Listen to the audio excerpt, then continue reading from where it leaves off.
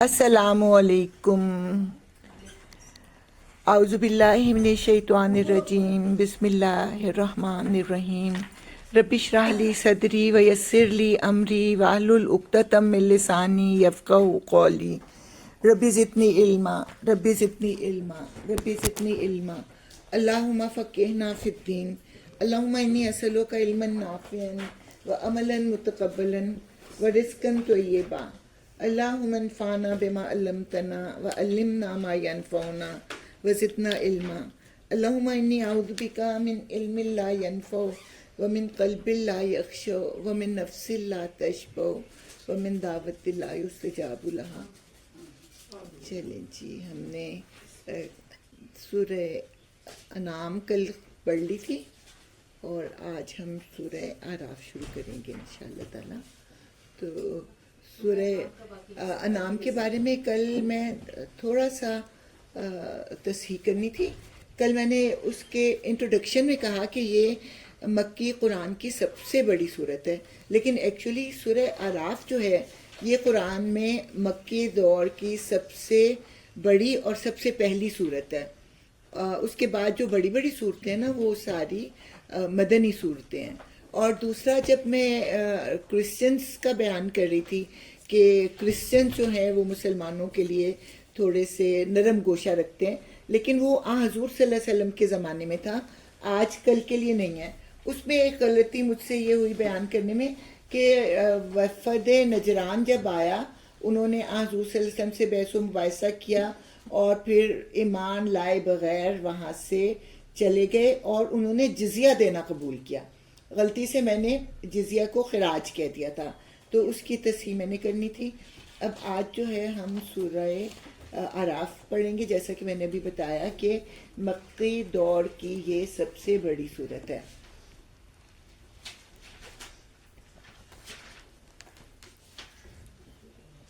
مکی دور کی، اچھا ابھی سورہ انعام ختم نہیں ہوئی؟ او سوری، مجھے غلطی لگ گئی، ہاں مجھے غلطی لگ گئی۔ چلیں، سورہ انعام ابھی رہتی ہے ہماری، 8واں سپارہ ہم شروع کرنے لگے ہیں۔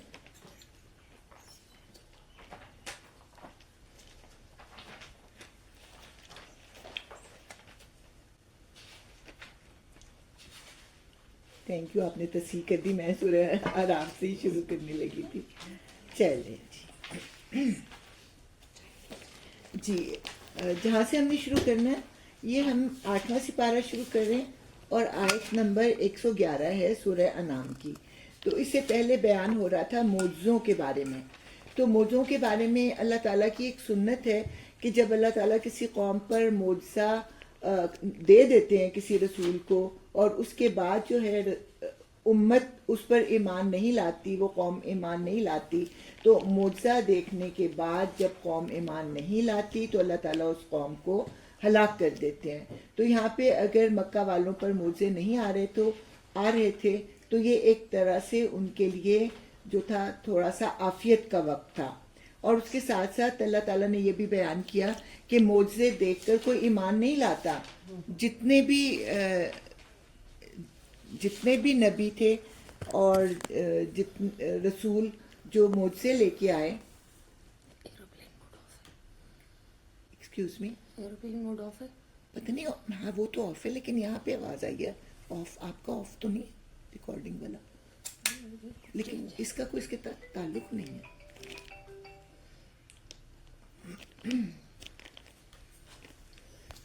یہاں میٹنگ آئی ڈی کا مجھے کوڈ بول دیں۔ ہاں میری ریکارڈنگ تو ہو رہی ہے، چلیں، سوری تھوڑی سی ڈسٹربنس ہو گئی۔ چلیں جی، یہاں پہ اللہ تعالیٰ یہ بیان کر رہے ہیں کہ معجزے دیکھنے کے بعد بھی قومیں جو ہیں وہ ایمان نہیں لایا کرتی، اور پھر ان کا انجام جو ہوتا ہے وہ عذاب ہوتا ہے۔ اور یہاں پہ اللہ تعالیٰ دوسرا اس کا پہلو بیان کر رہے ہیں کہ معجزے دیکھ کے بھی لوگ ان کو یہی کہتے ہیں کہ یہ جادو ہے، اور یہاں پہ اللہ تعالیٰ ان معجزوں کی تفصیل بتا رہے ہیں۔ اگر ہم فرشتے بھی ان پر نازل کر دیتے اور مردے ان سے باتیں کرتے اور دنیا بھر کی چیزوں کو ہم ان کے سامنے جمع کر دیتے، تب بھی یہ ایمان لانے والے نہ تھے، الا یہ کہ مشیت الہی یہی ہو کہ وہ ایمان لائیں، مگر اکثر لوگ نادانی کی باتیں کرتے ہیں۔ اور ہم نے تو اسی طرح ہمیشہ شیطان انسانوں اور شیطان جنوں کو ہر نبی کا دشمن بنایا ہے جو ایک دوسرے پر خوش آئند باتیں دھوکے اور فریب کے طور پر القاء کرتے رہتے ہیں۔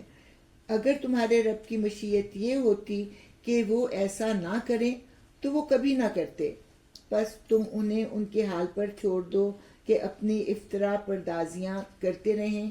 یہ سب کچھ ہم انہیں اس لیے کرنے دے رہے ہیں کہ جو لوگ آخرت پر ایمان نہیں رکھتے ان کے دل اس خوشنما دھوکے کی طرف مائل ہوں اور وہ اس سے راضی ہو جائیں اور ان برائیوں کا اکتساب کریں جن کا اکتساب وہ کرنا چاہتے ہیں۔ پھر جب یہ حال ہے تو کیا میں اللہ کے سوا کوئی اور فیصلہ کرنے والا تلاش کروں، حالانکہ اس نے پوری تفصیل کے ساتھ تمہاری طرف کتاب نازل کر دی ہے، اور جن لوگوں کو ہم نے تم سے پہلے کتاب دی تھی وہ جانتے ہیں کہ یہ کتاب تمہارے رب ہی کی طرف سے حق کے ساتھ نازل ہوئی ہے، لہٰذا تم شک کرنے والوں میں شامل نہ ہو۔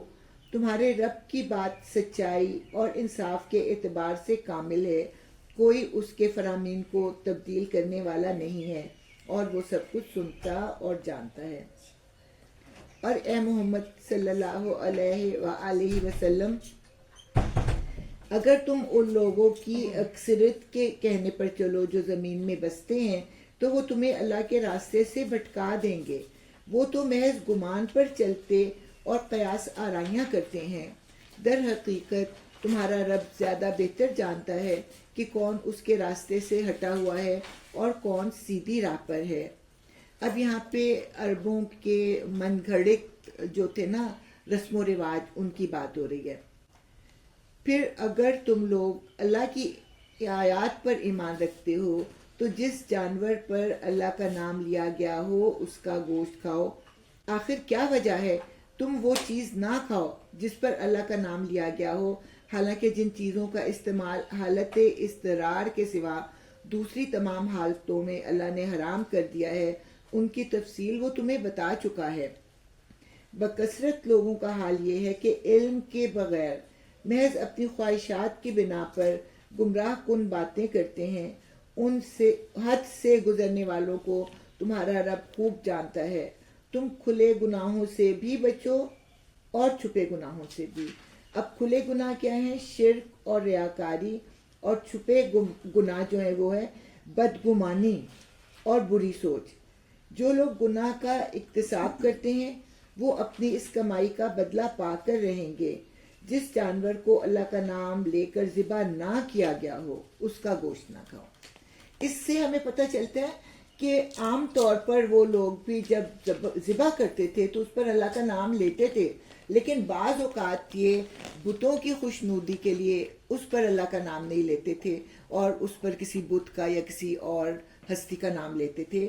تو مسلمانوں کو، ایمان لانے والوں کو اس بات سے منع کیا گیا کہ جس جانور کو اللہ کا نام لے کر ذبح نہ کیا گیا ہو اس کا گوشت نہ کھاؤ۔ ایسا کرنا فسق ہے، یعنی کہ گناہ ہے۔ شیاطین اپنے ساتھیوں کے دلوں میں شکوک و اعتراضات القاء کرتے ہیں تاکہ وہ تم سے جھگڑا کریں، لیکن اگر تم نے ان کی اطاعت قبول کر لی تو یقیناً تم مشرک ہو۔ کیا وہ شخص جو پہلے مردہ تھا پھر ہم نے اسے زندگی بخشی؟ اب یہاں پہ کیا مراد ہے؟ مردہ دل تھا، جیسا کہ کل بھی بیان آیا تھا کہ جو کافر ہیں ان کے دل مردہ ہیں اور ان کے جسم ان کے مقبرے ہیں۔ تو یہاں پہ اللہ تعالیٰ بیان کر رہے ہیں کہ پہلے مردہ تھا یعنی کہ کافر تھا، پھر ہم نے اسے زندگی بخشی یعنی کہ اس کو ایمان کی دولت عطا کی اور اس کو وہ روشنی عطا کی جس کے اجالے میں وہ لوگوں کے درمیان زندگی کی راہ طے کرتا ہے۔ ایک تو قرآن کے مطابق، اور پھر جب وہ ایمان لاتا ہے اور قرآن کے مطابق زندگی گزارنے کی کوشش کرتا ہے تو اللہ تعالیٰ اس کے دل میں بھی ایک روشنی پیدا کر دیتے ہیں جس سے اپنی فطرت کی وجہ سے وہ اچھائی اور برائی کو پہچان لیتا ہے۔ تو کیا وہ شخص جو پہلے مردہ تھا پھر ہم نے اسے زندگی بخشی اور اس کو وہ روشنی عطا کی جس کے اجالے میں وہ لوگوں کے درمیان زندگی کی راہ طے کرتا ہے، اس شخص کی طرح ہو سکتا ہے جو تاریکیوں میں پڑا ہوا ہو اور کسی طرح ان سے نہ نکلتا ہو. یعنی کافر لوگوں کو اللہ تعالیٰ کہتے ہیں کہ وہ تاریکیوں میں ڈوبے ہوئے ہیں. کافروں کے لیے تو اسی طرح ان کے اعمال خوشنما بنا دیے گئے ہیں، اور اسی طرح ہم نے ہر بستی میں اس کے بڑے بڑے مجرموں کو لگا دیا ہے کہ وہاں اپنے مکر و فریب کا جال پھیلائیں. دراصل وہ اپنے فریب کے جال میں آپ پھنستے ہیں مگر انہیں اس کا شعور نہیں ہے. جب ان کے سامنے کوئی آیت آتی ہے تو وہ کہتے ہیں ہم نہ مانیں گے جب تک کہ وہ چیز یعنی کہ وحی خود ہم کو نہ دی جائے جو اللہ کے رسولوں کو دی گئی ہے. اللہ زیادہ بہتر جانتا ہے کہ اپنی پیغام بری کا کام کس سے لے اور کس طرح لے. قریب ہے وہ وقت جب یہ مجرم اپنی مکاریوں کی پاداش میں اللہ کے ہاں ذلت اور سخت عذاب سے دوچار ہوں گے. ابو جہل سے کسی نے پوچھا کیا محمد صلی اللہ علیہ وسلم جھوٹے ہیں، جو بات وہ کہہ رہے ہیں وہ غلط ہے؟ تو ابو جہل نے کہا خدا کی قسم محمد صلی اللہ علیہ وسلم نے کبھی جھوٹ نہیں بولا، لیکن ہمارے خاندان کا اور ان کے خاندان کا مقابلہ چلتا تھا. ہم کوئی نیکی کا کام کرتے تو وہ بھی کرتے، وہ لوگ نیکی کا کام کرتے تو ہم بھی کرتے. ہم نے پانی پلایا تو انہوں نے بھی پلایا، انہوں نے کھانا کھلایا تو ہم نے بھی کھانا کھلایا. انہوں نے حاجیوں کی دیکھ بھال کی، ہم نے ان سے بڑھ کے حاجیوں کی دیکھ بھال کی. اب محمد صلی اللہ علیہ وسلم کہتے ہیں کہ میرے اوپر وحی آتی ہے، فرشتہ آتا ہے، تو ہمارے پاس تو وحی اور فرشتہ نہیں آتا. یا تو اگر صرف ایک دفعہ میرے پاس وحی اور فرشتہ آ جائے تو میں اس پر ایمان لے آؤں، اور اگر میرے پاس نہیں آتا تو میرے پاس کوئی چارہ ہی نہیں ہے کہ میں اس کی مخالفت میں کھڑا ہو جاؤں، کیونکہ اس طرح اس کو ماننے سے ہمارے خاندان کی ہیٹی ہوتی ہے، یعنی ہمارا خاندان جو ہے وہ نیچا ہوتا ہے. تو یہ آیت جو ہے اس بات کو، اس ذہنی کیفیت کو بیان کر رہی ہے. بس یہ حقیقت ہے جسے اللہ ہدایت بخشنے کا ارادہ کرتا ہے اس کا سینہ اسلام کے لیے کھول دیتا ہے، اور جسے گمراہی میں ڈالنے کا ارادہ کرتا ہے اس کے سینے کو تنگ کر دیتا ہے اور ایسا بھیجتا ہے کہ اسلام کا تصور کرتے ہی اسے یوں محسوس ہونے لگتا ہے گویا اس کی روح آسمان کی طرف پرواز کر رہی ہے. اس طرح اللہ حق سے فرار اور نفرت کی ناپاکی ان لوگوں پر مسلط کر دیتا ہے جو ایمان نہیں لاتے، حالانکہ یہ راستہ تمہارے رب کا سیدھا راستہ ہے، اور اس کے نشانات ان لوگوں کے لیے واضح کر دیے گئے ہیں جو نصیحت قبول کرتے ہیں. ان کے لیے ان کے رب کے پاس سلامتی کا گھر ہے. سلامتی کا گھر یعنی کہ جنت، اور جنت کا ایک نام جو ہے وہ ہے دارالسلام، اور وہ ان کا سرپرست ہے اس صحیح طرز عمل کی وجہ سے جو انہوں نے اختیار کیا. جس روز اللہ ان سب لوگوں کو گھیر کر جمع کرے گا اس روز وہ جنوں سے خطاب کر کے فرمائے گا کہ اے گروہ جن، تم نے تو نوع انسانی پر خوب ہاتھ صاف کیا، یعنی کہ لوگوں کو خوب ورغلایا. انسانوں میں سے جو ان کے رفیق تھے وہ عرض کریں گے پروردگار، ہم میں سے ہر ایک نے دوسرے کو خوب استعمال کیا ہے، اور اب ہم اس وقت پر آ پہنچے ہیں جو تو نے ہمارے لیے مقرر کیا تھا. اب یہ ہے کہ دونوں ایک دوسرے سے فائدہ اٹھاتے ہیں. انسان جو ہے وہ چلے کاٹ کاٹ کے جنوں کو اپنا موکل بناتا ہے، اور پھر ان سے جھوٹی سچی خبریں سن کر لوگوں کو بتاتا ہے اور اپنی دکان چمکاتا ہے. اور اسی طرح یہ جو جن ہوتے ہیں، شیطان جن، یہ لوگوں کو بھٹکانے میں چونکہ معاون ہوتے ہیں تو اس لیے جو بڑا شیطان ہے وہ ان سے بہت خوش ہوتا ہے. تو یہ دونوں جو ہیں ایک دوسرے کی مدد کرتے ہیں، اور اسی لیے کہا گیا کہ ہم میں سے ہر ایک نے دوسرے کو خوب استعمال کیا ہے، اور اب ہم اس وقت پر آ پہنچے ہیں جو تو نے ہمارے لیے مقرر کر دیا تھا. اللہ فرمائے گا اچھا اب آگ تمہارا ٹھکانہ ہے، اس میں تم ہمیشہ رہو گے. اس سے بچیں گے صرف وہی جنہیں اللہ بچانا چاہے گا. بے شک تمہارا رب دانا اور علیم ہے. دیکھو اس طرح ہم آخرت میں ظالموں کو ایک دوسرے کا ساتھی بنائیں گے اس کمائی کی وجہ سے جو وہ دنیا میں ایک دوسرے کے ساتھ مل کرتے تھے. اس موقع پر اللہ ان سے یہ بھی پوچھے گا کہ اے گروہ جن و انس، کیا تمہارے پاس خود تم ہی میں سے وہ پیغمبر نہیں آئے تھے جو تم کو میری آیات سناتے اور اس دن کے انجام سے ڈراتے؟ اب یہاں ہمیں پتہ لگتا ہے کہ انسانوں کے جو نبی اور رسول ہوتے ہیں وہی جنوں کے بھی نبی اور رسول ہوتے ہیں، ان کے پاس الگ سے کوئی رسالت نہیں آتی۔ وہ کہیں گے ہاں ہم اپنے خلاف خود گواہی دیتے ہیں، آج دنیا کی زندگی نے ان لوگوں کو دھوکے میں ڈال رکھا ہے، مگر اس وقت وہ خود اپنے خلاف گواہی دیں گے کہ وہ کافر تھے۔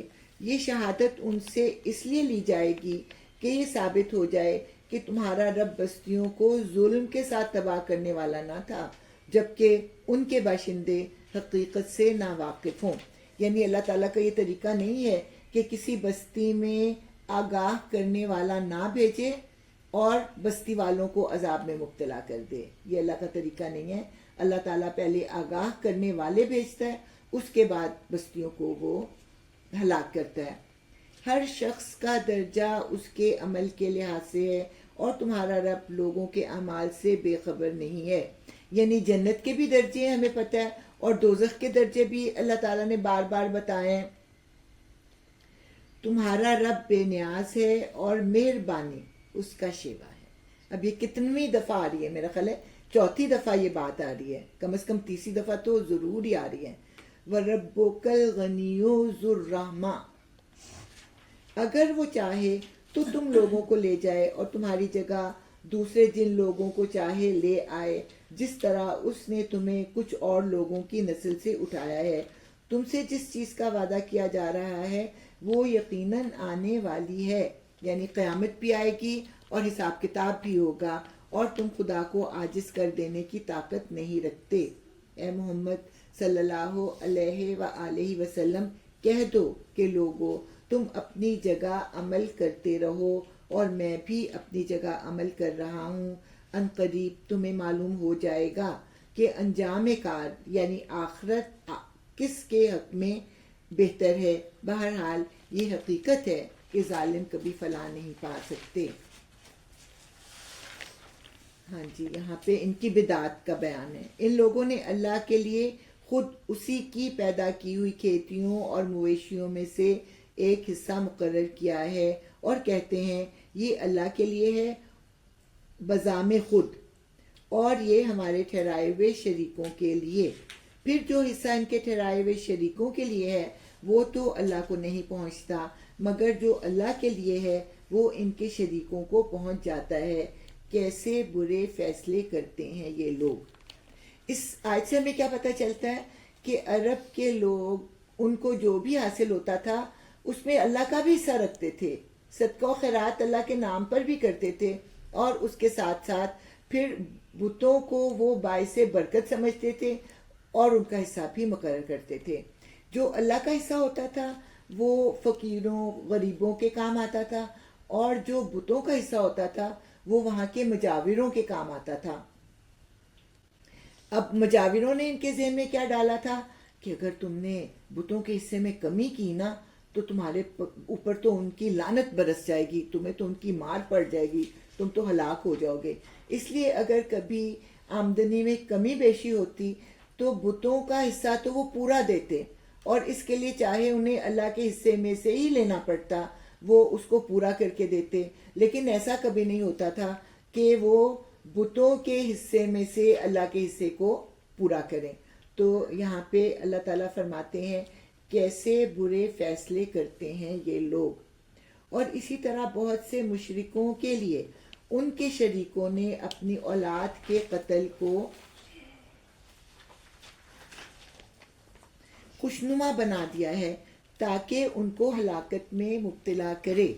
اب اولاد کو قتل کرنا کتنا ناقابل تصور بیان ہے، لیکن آپ دیکھتے ہیں کہ آپ کو انڈیا میں کتنا زیادہ وہ پتہ لگتا ہے کہ بیٹیاں ہیں تو وہ ان کو جو ہے ابورٹ کرا دیتے ہیں، اور اس کے بعد جو ہے مفلسی کے ڈر سے اولاد کو جو ہے وہ ابورٹ کراتے ہیں، اور اس کے ساتھ ساتھ یہ جو قربانی دینے کے لیے آمادہ کرنے والے ہوتے ہیں تو کہتے ہیں کہ اپنی عزیز ترین پیاری ترین چیز کی قربانی کرو گے تو تمہارے اوپر جو ہیں وہ بہت رحمتیں اور برکتیں اور نوازشیں بتوں کی یعنی کہ نازل ہوں گی. تو اس طرح انہوں نے اولاد کو قتل کرنا ان کے لیے آسان کر دیا ہے. تو اس طرح سے جو ہے یہ اولاد کے قتل کو خوشنما بنا دیا ہے تاکہ ان کو ہلاکت میں مبتلا کریں. اب یہ جو ہلاکت میں مبتلا کرے نا اس کی بھی ہمیں اب سمجھ آ جاتی ہے. اس زمانے میں شاید سمجھ نہ آتی ہو. اب آپ دیکھتے ہیں کہ یورپ میں، جاپان میں، ایون انڈیا میں بھی کیا دہشت ہے لوگوں میں کہ وہ یہ لوگ خود تو اولادیں پیدا نہیں کرتے. اور ویسے بھی قدرتی طور پر جو لوگ اللہ کو ماننے والے ہوتے ہیں نا وہاں پہ برتھ ریٹ زیادہ ہوتا ہے. اور جو مشرک قسم کی قومیں ہوتی ہیں نا نیچرل برتھ ریٹ بھی کم ہوتا ہے اور اس کے ساتھ ساتھ یہ اولادوں کے جھنجھٹ میں پڑنا ہی نہیں چاہتے. اب زیادہ جو دہشت پھیلی ہوئی ہے کہ اتنے سالوں کے بعد جو ہے یو کے میں مسلمانوں کی آبادی زیادہ ہو جائے گی. ادھر سے انڈیا کو بھی یہی مسئلہ ہے کہ اتنے سالوں کے بعد جو ہے وہ انڈیا میں مسلمانوں کی آبادی زیادہ ہو جائے گی. اور اسی طرح جاپان میں آپ دیکھتے ہیں کہ وہاں پہ ینگ لوگ تو ہیں ہی نہیں، سارے بوڑھے لوگ ہی ہیں. تو یہ ساری کیا ہے، کس چیز کا نتیجہ ہے؟ اولاد کو قتل کرنے کا، اولاد کو پیدا نہ کرنے کا. اب اللہ تعالیٰ نے ہماری آنکھوں کے سامنے دکھا دیا ہے. اچھا، تاکہ ان کو ہلاکت میں مبتلا کریں اور ان پر ان کے دین کو مشتبہ بنا دیں. اگر اللہ چاہتا تو یہ ایسا نہ کرتے، لہٰذا انہیں چھوڑ دو کہ اپنی افطرا پردازیوں میں لگے رہیں. کہتے ہیں یہ جانور اور یہ کھیت محفوظ ہیں، انہیں صرف وہی لوگ کھا سکتے ہیں جنہیں ہم کھلانا چاہیں، حالانکہ یہ پابندی ان کی خود ساختہ ہے. بدعتوں کا بیان ہے نا، تو خود سے خود انہوں نے طے کر لیا کہ اس چیز کو یہ کھائے گا اور یہ نہیں کھائے گا. پھر کچھ جانور ہیں جن پر سواری اور بار برداری حرام کر دی گئی ہے، اور کچھ جانور ہیں جن پر اللہ کا نام نہیں لیتے، اور یہ سب کچھ انہوں نے اللہ پر افطرا کیا ہے. یعنی کہا کہ اللہ نے ہمیں حکم دیا، اللہ نے ہمیں حکم دیا. ان قریب اللہ انہیں ان افطرا پردازیوں کا بدلہ دے گا. ہمارے ہاں بھی ایک رواج ہے، شاید آپ کو پتا ہو، کہ بی بی فاطمہ کا معجزہ پڑھ کے جو نظر ہوتی ہے نا اس کو کوئی پریگننٹ عورت بھی نہیں کھا سکتی. مرد تو کھا ہی نہیں سکتے نا، تو پریگننٹ عورت کیوں نہیں کھا سکتی؟ اس لیے نہیں کھا سکتی کہ اس کے پیٹ میں بیٹا ہے کہ بیٹی. اس حد تک جو ہے وہ بدعتیں ہیں. سنا میں بی بی فاطمہ کا معجزہ پڑھتے ہیں اور اس میں جو نظر ہوتی ہے وہ صرف عورتیں ہی کھاتی ہیں اور پریگننٹ عورتیں اس میں نہیں کھاتی.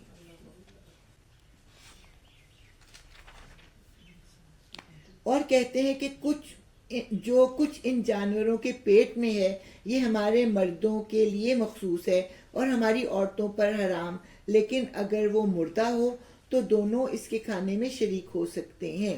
یہ باتیں جو انہوں نے گھڑ لی ہیں ان کا بدلہ اللہ انہیں دے کر رہے گا. یقیناً وہ حکیم ہے اور سب باتوں کی اسے خبر ہے.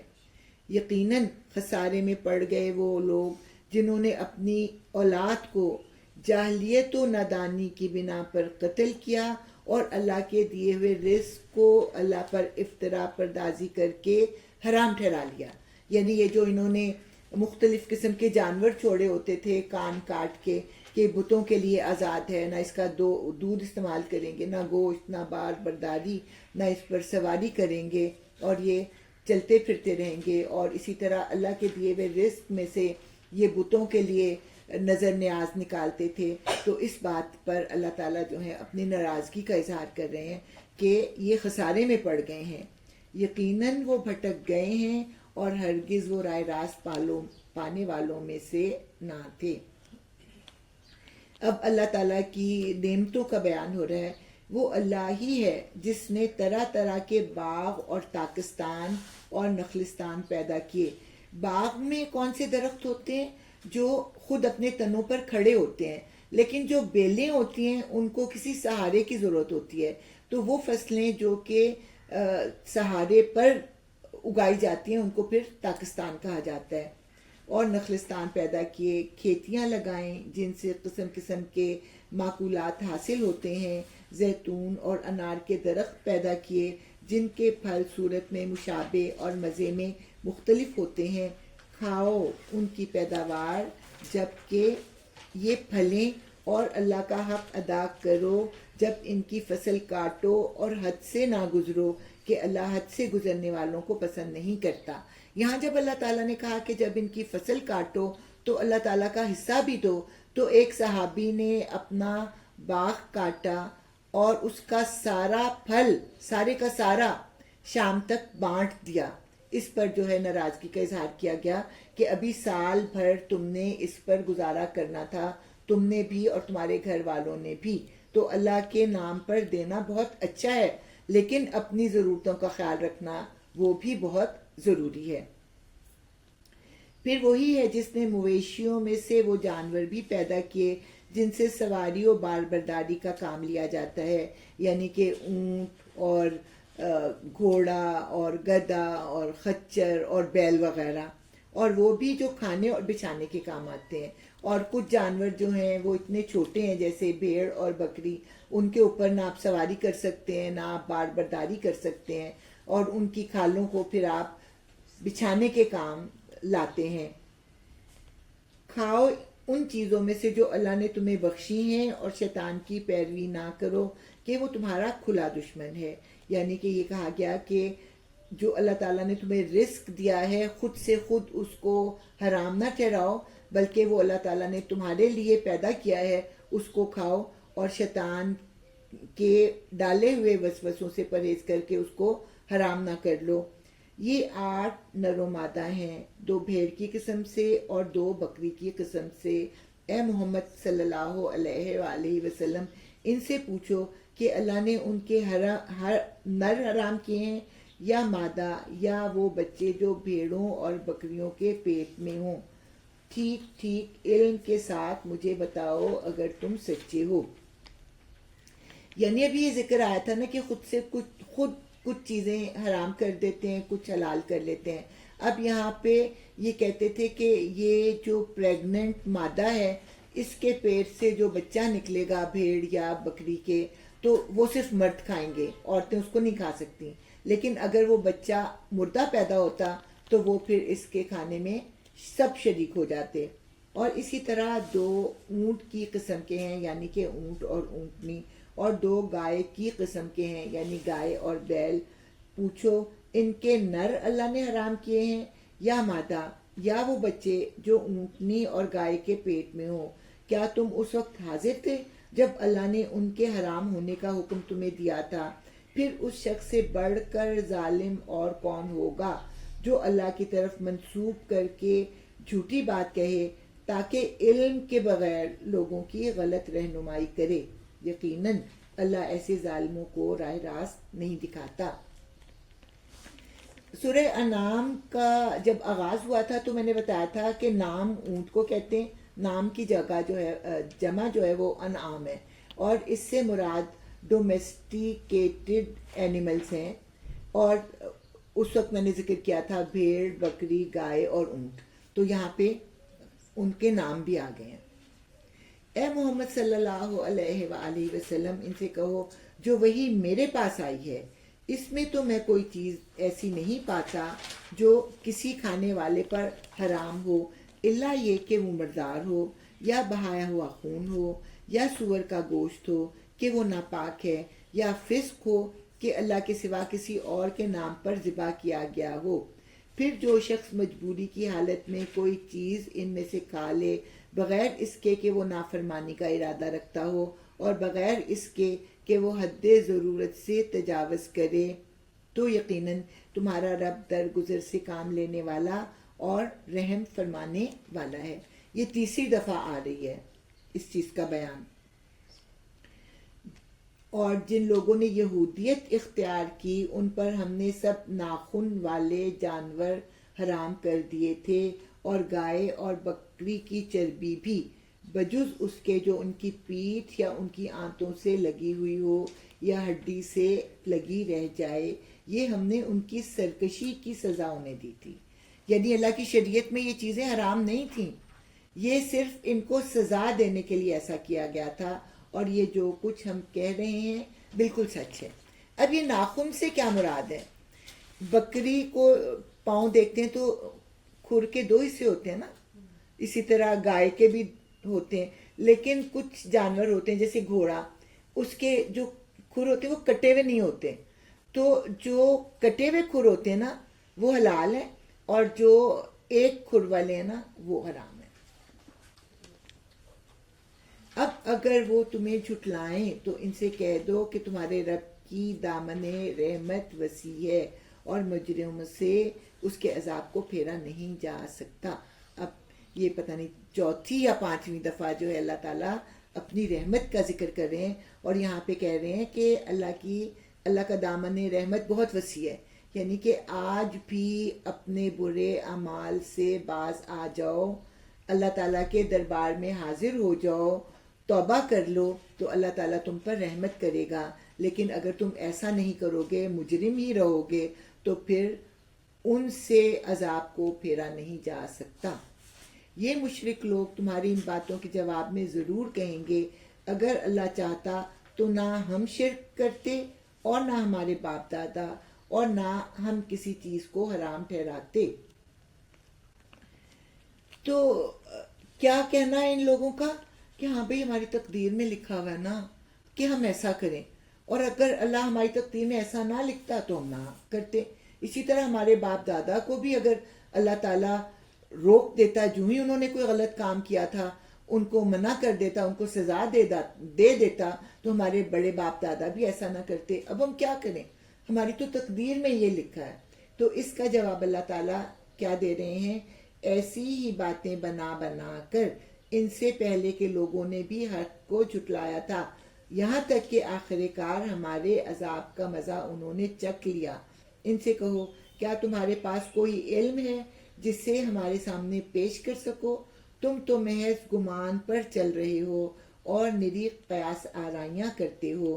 پھر کہو، تمہاری اس حجت کے مقابلے میں حقیقت رس حجت تو اللہ کے پاس ہے۔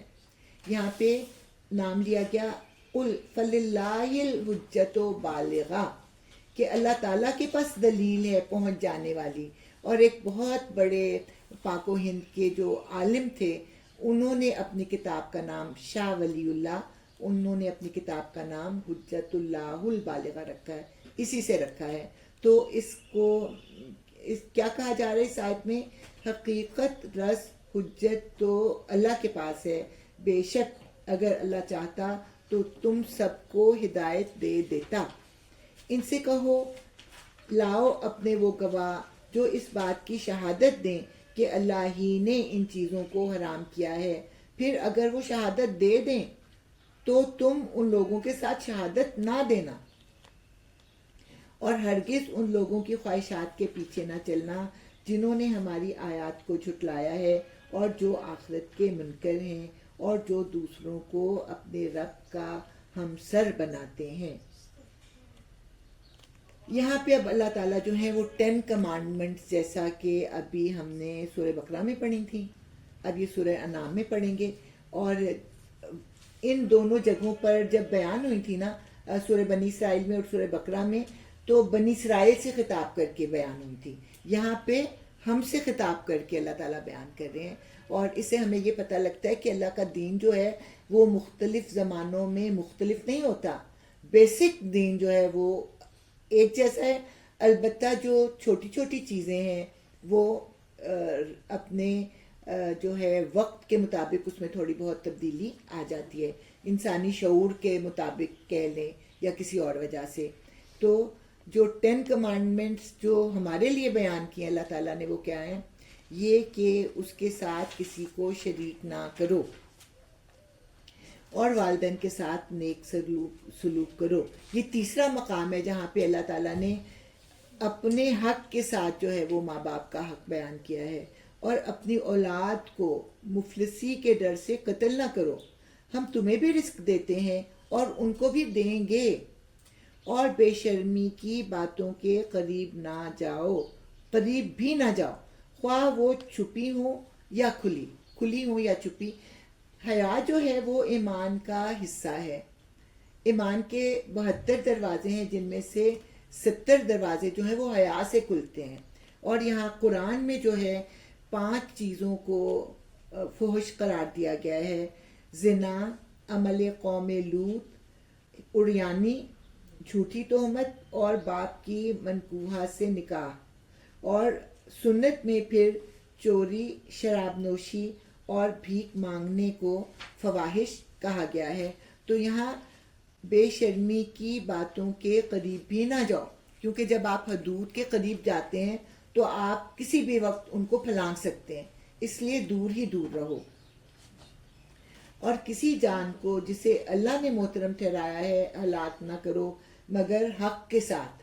تو کسی جان کو ہلاک کرنے کا حق کیا ہے کہ قاتل کو قتل کرو، مرتد کو قتل کرو، کیونکہ جو اسلام لانے کے بعد دوبارہ کافر ہو جاتا ہے وہ بہت زیادہ غلط فہمیاں پھیلانے کا باعث بنتا ہے.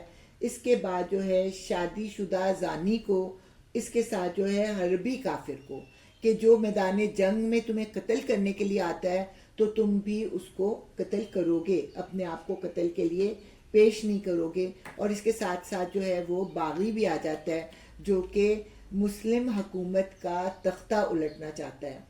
تو ان لوگوں کو قتل کرنا اس کی اجازت اللہ تعالیٰ نے دی ہے. یہ باتیں ہیں جن کی ہدایت اس نے تمہیں کی ہے، شاید کہ تم سمجھ بوجھ سے کام لو. اور یہ کہ یتیم کے مال کے قریب نہ جاؤ مگر ایسے طریقے سے جو بہترین ہو، یہاں تک کہ وہ اپنے سن رشد کو پہنچ جائے. اور ناپ تول میں پورا انصاف کرو. ہم ہر شخص پر ذمہ داری کا اتنا ہی بار رکھتے ہیں جتنا اس کے امکان میں ہے. یہاں پہ ہمارے ذہن میں ناپ اور تول سے صرف چیزوں کا ناپ اور تول ہی آتا ہے، حالانکہ اس میں جو ہے وہ حقوق کی ادائیگی بھی چھپی ہوئی ہے کہ بندوں کے جو حقوق تم پر ہیں ان حقوق کو تم ادا کرو، اور جس کا جتنا زیادہ حق ہے اس کو زیادہ دو. یہ نہ کرو کہ کم حق والے کو زیادہ دے دو اور جس کا زیادہ حق ہے اس کو تم کم دو یا نہ دو. اور جب بات کہو تو انصاف کی کہو، خواہ معاملہ اپنے رشتہ دار ہی کا کیوں نہ ہو، اور اللہ کے عہد کو پورا کرو. اللہ کے عہد سے پھر 3 عہد جو ہیں وہ مراد ہوتے ہیں. ایک تو وعدہ الست جو ہمارے شعور میں تو نہیں ہے لیکن ہمارے لاشعور میں ہے، یعنی کہ اللہ تعالیٰ ایک ہے، اس کو پورا کرو. اس کے بعد جو ہے کلمہ پڑھنے کے بعد تم نے وعدہ کیا کہ اللہ کو تو ہم ایک مانتے ہیں لیکن اپنی زندگی کو حضور صلی اللہ علیہ وسلم کے طریقے کے مطابق ڈالیں گے، اس کو پورا کرو. اور پھر یہ ہے کہ اللہ کا نام لے کر جو تم بندوں سے عہد کرتے ہو ان کو پورا کرو. ان باتوں کی ہدایت اللہ نے تمہیں کی ہے، شاید کہ تم نصیحت قبول کرو. نیز اس کی ہدایت یہ ہے کہ یہی میرا سیدھا راستہ ہے، لہذا تم اسی پر چلو اور دوسرے راستوں پر نہ چلو کہ وہ اس کے راستے سے ہٹا کر تمہیں پراگندہ کر دیں گے. یہ ہے وہ ہدایت جو تمہارے رب نے تمہیں کی ہے، شاید کہ تم کجروی سے بچو. اب یہ 10 کمانڈمنٹس بیسیکلی کس کو سنائی جا رہی ہیں؟ بیسیکلی یہ مکی صورت ہے نا، تو یہ مشرک سرداروں کو سنائی جا رہی ہیں، مکہ کے کافروں کو سنائی جا رہی ہیں. پھر ہم نے موسیٰ کو کتاب عطا کی تھی جو بھلائی کی روش اختیار کرنے والے انسان پر نعمت کی تکمیل اور ہر ضروری چیز کی تفصیل اور سراسر ہدایت و رحمت تھی، اور اس لیے بنی اسرائیل کو دی گئی تھی کہ شاید لوگ اپنے رب کی ملاقات پر ایمان لائیں. اور اسی طرح یہ کتاب ہم نے نازل کیا ہے، یعنی قرآن ہم نے نازل کیا ہے، ایک برکت والی کتاب ہے، بس تم اس کی پیروی کرو اور تقوی کی روش اختیار کرو، بعید نہیں کہ تم پر رحم کیا جائے.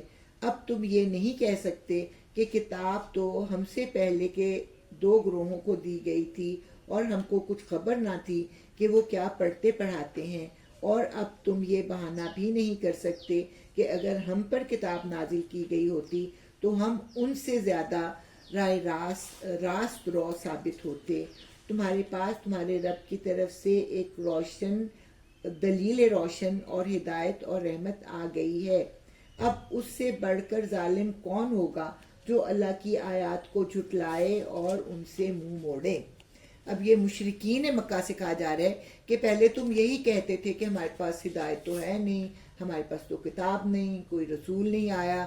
تو وہ دو گروہ جو ہیں یعنی یہود اور نصارہ، ان کے پاس تو کتابیں بھی ہیں، ان کے پاس تو رسول بھی آتے ہیں. اگر ہمارے پاس کتاب آتی تو ہم ان سے بڑھ کر اس کتاب پر عمل کرتے. تو دیکھو اب یہ کتاب آ گئی ہے تو اب اس کو قبول کرو، اور اب یہ ظلم نہ کرو کہ اللہ تعالیٰ کی آیات کو جھٹلاؤ اور ان سے منہ موڑو. جو لوگ ہماری آیات سے منہ موڑتے ہیں انہیں اس روگردانی کی پاداش میں ہم بدترین سزا دے کر رہیں گے. کیا اب لوگ اس کے منتظر ہیں کہ ان کے سامنے فرشتے آ کھڑے ہوں، یا تمہارا رب خود آ جائے، یا تمہارے رب کی بعض صریح نشانیاں نمودار ہو جائیں؟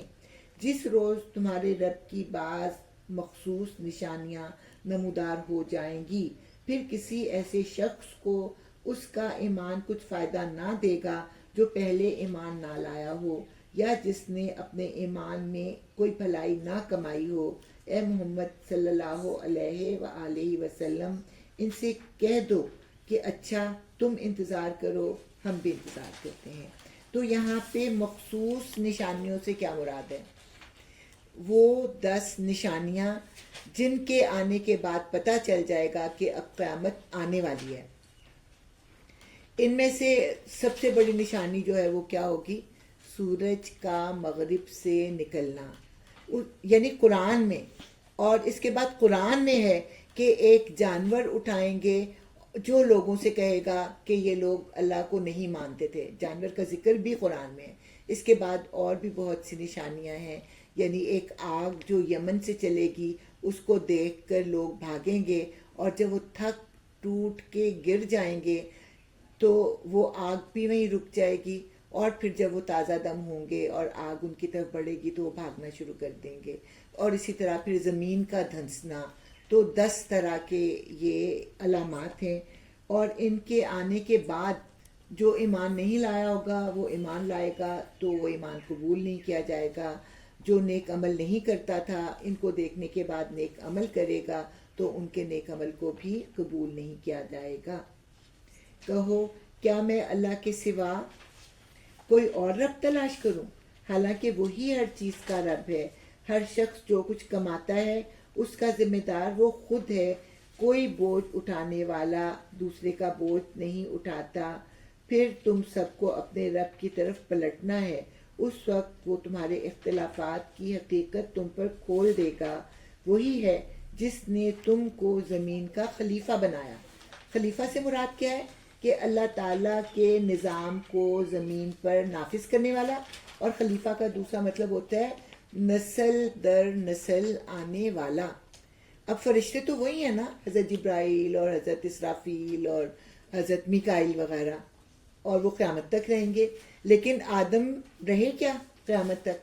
آدم آئے وہ چلے گئے، ان کی اولاد آئی وہ چلی گئی. اسی طرح ہمارے پر نانا پر دادا آئے وہ چلے گئے، پھر ہمارے دادا اور نانا آئے وہ چلے گئے، ہمارے ماں باپ آئے وہ کچھ چلے گئے ہیں، کچھ اللہ کے فضل و کرم سے موجود ہیں لیکن وہ بھی چلے جائیں گے. اسی طرح ہم چلے جائیں گے، پھر ہماری اولادیں سامنے آئیں گی، پھر وہ چلی جائیں گی. تو نسل در نسل آنے والا، اس کو بھی خلیفہ کہتے ہیں، بعد میں آنے والا. پھر تم سب کو اپنے رب کی طرف پلٹنا ہے. اس وقت وہ تمہارے اختلافات کی حقیقت تم پر کھول دے گا. وہی ہے جس نے تم کو زمین کا خلیفہ بنایا اور تم میں سے بعض کو بعض کے مقابلے میں زیادہ بلند درجے دیے، تاکہ جو کچھ تم کو دیا ہے اس میں تمہاری آزمائش کرے. تو جس کو جتنی زیادہ نعمتیں ملی ہوتی ہیں اس کی آزمائش بھی اتنی زیادہ ہوتی ہے. بے شک تمہارا رب سزا دینے میں بہت تیز ہے اور بہت درگزر کرنے والا اور رحم فرمانے والا بھی ہے. یہاں پھر انویٹیشن ہے کہ اب بھی اگر برے اعمال سے باز آ جاؤ تو تمہارا رب جو ہے وہ درگزر کرنے والا اور رحم فرمانے والا ہے، اور اگر تم باز نہیں آتے تو وہ سخت سزا دینے والا ہے. اچھا، میں جب بھی سورہ نام پڑھاتی ہوں نا تو میں یہ کہتی ہوں کہ اگر آپ کو عربی میں اس کو پڑھنا آئے تو آپ کو اتنا لطف آئے کہ آپ اس کو چھوڑ نہیں سکتے. تو آج میں نے ایک بات سنی، اور وہ کیا تھی کہ حضرت عمر کہتے تھے کہ یہ جو ہے یہ ایک تو اداسی کو دور کرنے والی ہے، اور دوسرا اس کو کہا گیا کہ گلوریز آف دا قرآن ہے. سورہ انعام جو ہے نا گلوریز آف دا قرآن ہے اور بیوٹیز آف دا قرآن ہے. تو یعنی حضرت عمر بھی اس کے بارے میں بہت اچھی رائے رکھتے تھے، مجھے بہت اچھا لگا. چلیں جی، اب سورہ آراف پڑھیں گے جو کہ مکی قرآن کی سب سے بڑی صورت ہے اور قرآن کی سب سے پہلی سب سے لمبی وحی ہے، سب سے طویل صورت ہے جو نازل ہوئی. اور یہ اس وقت نازل ہوئی یعنی کہ حضور کا مکہ کی زندگی کا تقریباً آخری زمانہ تھا، جب کہ بہت ظلم و ستم ہونے شروع ہو گئے تھے. اور اس کو جو ہے سورہ انعام کی بہن بھی کہا جاتا ہے، کیونکہ کل میں نے بتایا تھا کہ اللہ تعالیٰ قرآن میں دو طرح سے جو ہے انویٹیشن پیش کرتے ہیں. ایک تذکیر بے آلاء اللہ، اللہ تعالیٰ کے انعامات کے ذکر سے لوگوں کو اللہ تعالیٰ کی طرف بلایا جاتا ہے، اور دوسرا تذکیر بے ایام اللہ، یعنی کہ عذاب کے دنوں کو ظاہر کر کے لوگوں کو اللہ تعالیٰ کی طرف بلایا جاتا ہے. تو اس میں پہلے ہم نے سورہ نام میں کیا پڑھا؟ تذکیر بے آلاء اللہ، اللہ تعالیٰ کی نعمتوں کا بیان. اور اس میں اب ہم دیکھیں کہ مسلسل قوموں کے حالات آئیں گے کہ قوم کے پاس رسول آیا، قوم نے اس کی تکذیب کی، اور آخر کار وہ قوم جو تھی وہ ہلاک کر دی گئی. اب اس کا آغاز جو ہوتا ہے وہ الف لام میم صاد سے ہوتا ہے، اور اس سے پہلے سورہ بقرہ اور سورہ آل عمران میں جو آغاز تھا وہ صرف الف لام میم سے تھا. صاد کا اضافہ اس بات کو ظاہر کرتا ہے کہ الف لام میم کی طرح کے جو ہے مضامین بھی اس میں آئیں گے، پلس اس میں اور مضامین بھی آئیں گے. ٹھیک ہے، تو حروف مقطعات کا ایک جیسا ہونا اس بات کو ظاہر کرتا ہے کہ مضامین ان جیسے ہوں گے، لیکن ایک حرف کا اضافہ یہ ظاہر کرتا ہے کہ ان کے علاوہ اور مضامین بھی آئیں گے. یہ سورت جو ہے جیسا بھی میں نے بتایا کہ آدھی سے زیادہ سورت میں واقعات ہیں، اور اس کے ساتھ ساتھ جو ہے آراف کا لفظ جو ہے وہ عرف سے ہے، اور عرف کہتے ہیں اٹھی ہوئی چیز کو، بلند چیز کو جو کہ دور سے ہی نظر آئے. تو آراف پھر اس کی جمع ہے، اور عرف جو ہے وہ مرغ کی کلغی کو بھی کہتے ہیں. مرغ کی جو کلغی ہوتی ہے اس کے سر سے اونچی اٹھی ہوئی ہوتی ہے نا، تو آراف پھر ایسی چیزوں کو کہتے ہیں جو کہ الگ سے دور سے نظر آئیں. تو اب ہم جو ہیں سورہ آراف کو پڑھتے ہیں.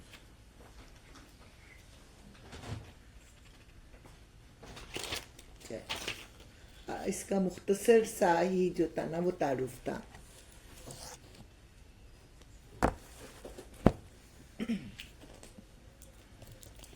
اعوذ باللہ من الشیطان الرجیم، بسم اللہ الرحمن الرحیم.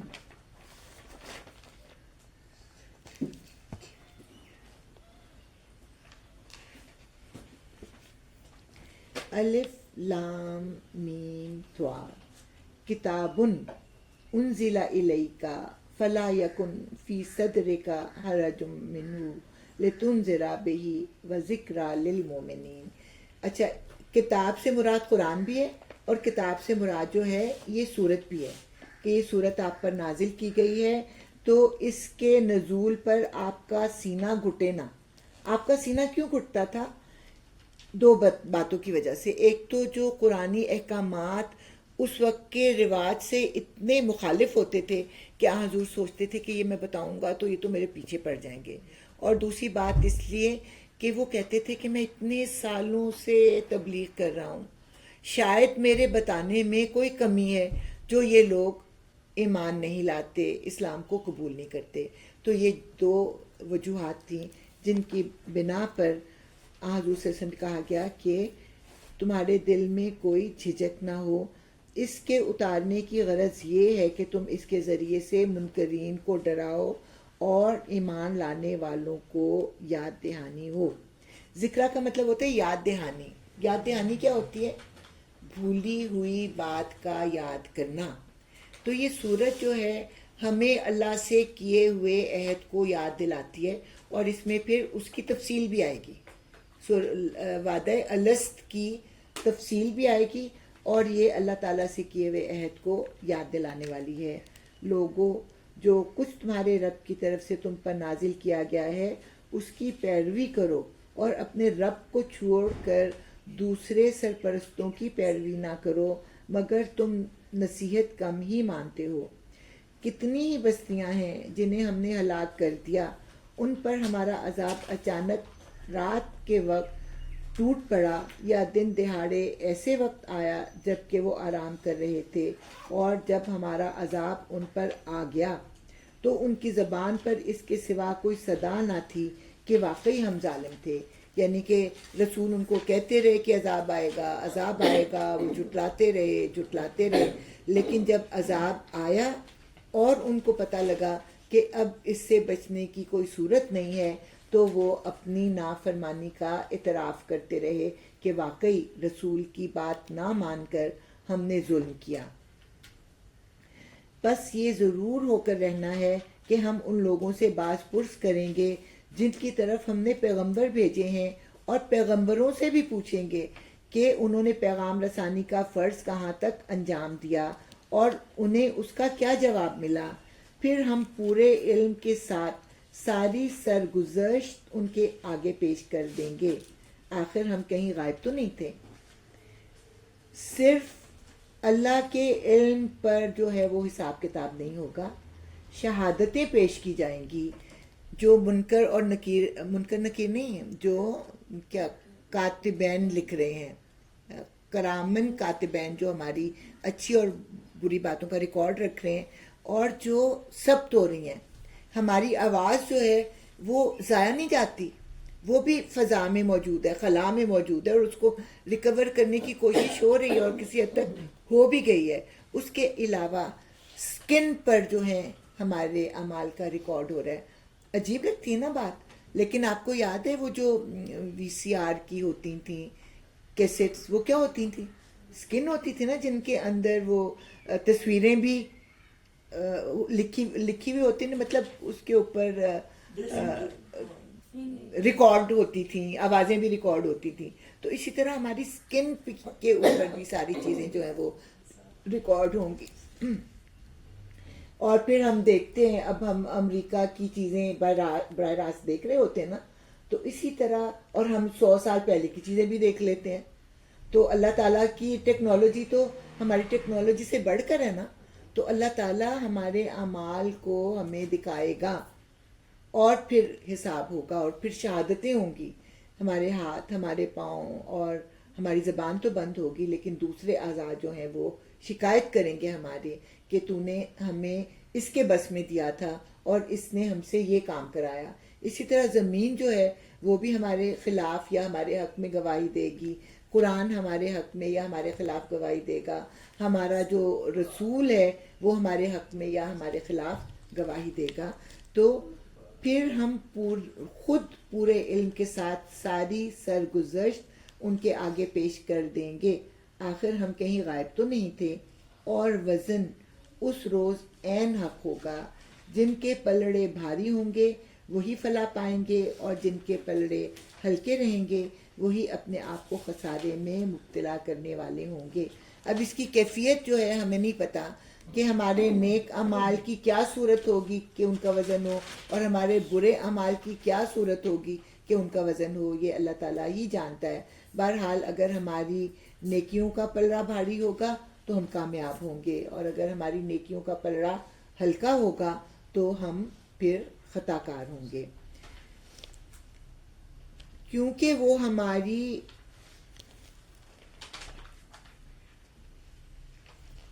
آیات کے ساتھ ظالمانہ برتاؤ کرتے رہے تھے۔ ہم نے تمہیں زمین میں اختیارات کے ساتھ بسایا اور تمہارے لیے یہاں سامان زیست فراہم کیا۔ مگر تم لوگ کم ہی شکر گزار ہوتے ہو. تمہارے آنے سے پہلے اللہ تعالیٰ تمہارے ماں کے سینے میں تمہارے لیے خوراک رکھ دیتا ہے, تمہارے لیے ضرورت کا ہر سامان جو ہے اللہ تعالیٰ نے پرووائڈ کیا ہوا ہے, مگر تم شکر نہیں کرتے. اب جو ہے آدم کا قصہ جو ہے یہاں پہ سب سے زیادہ تفصیل سے بیان ہوا.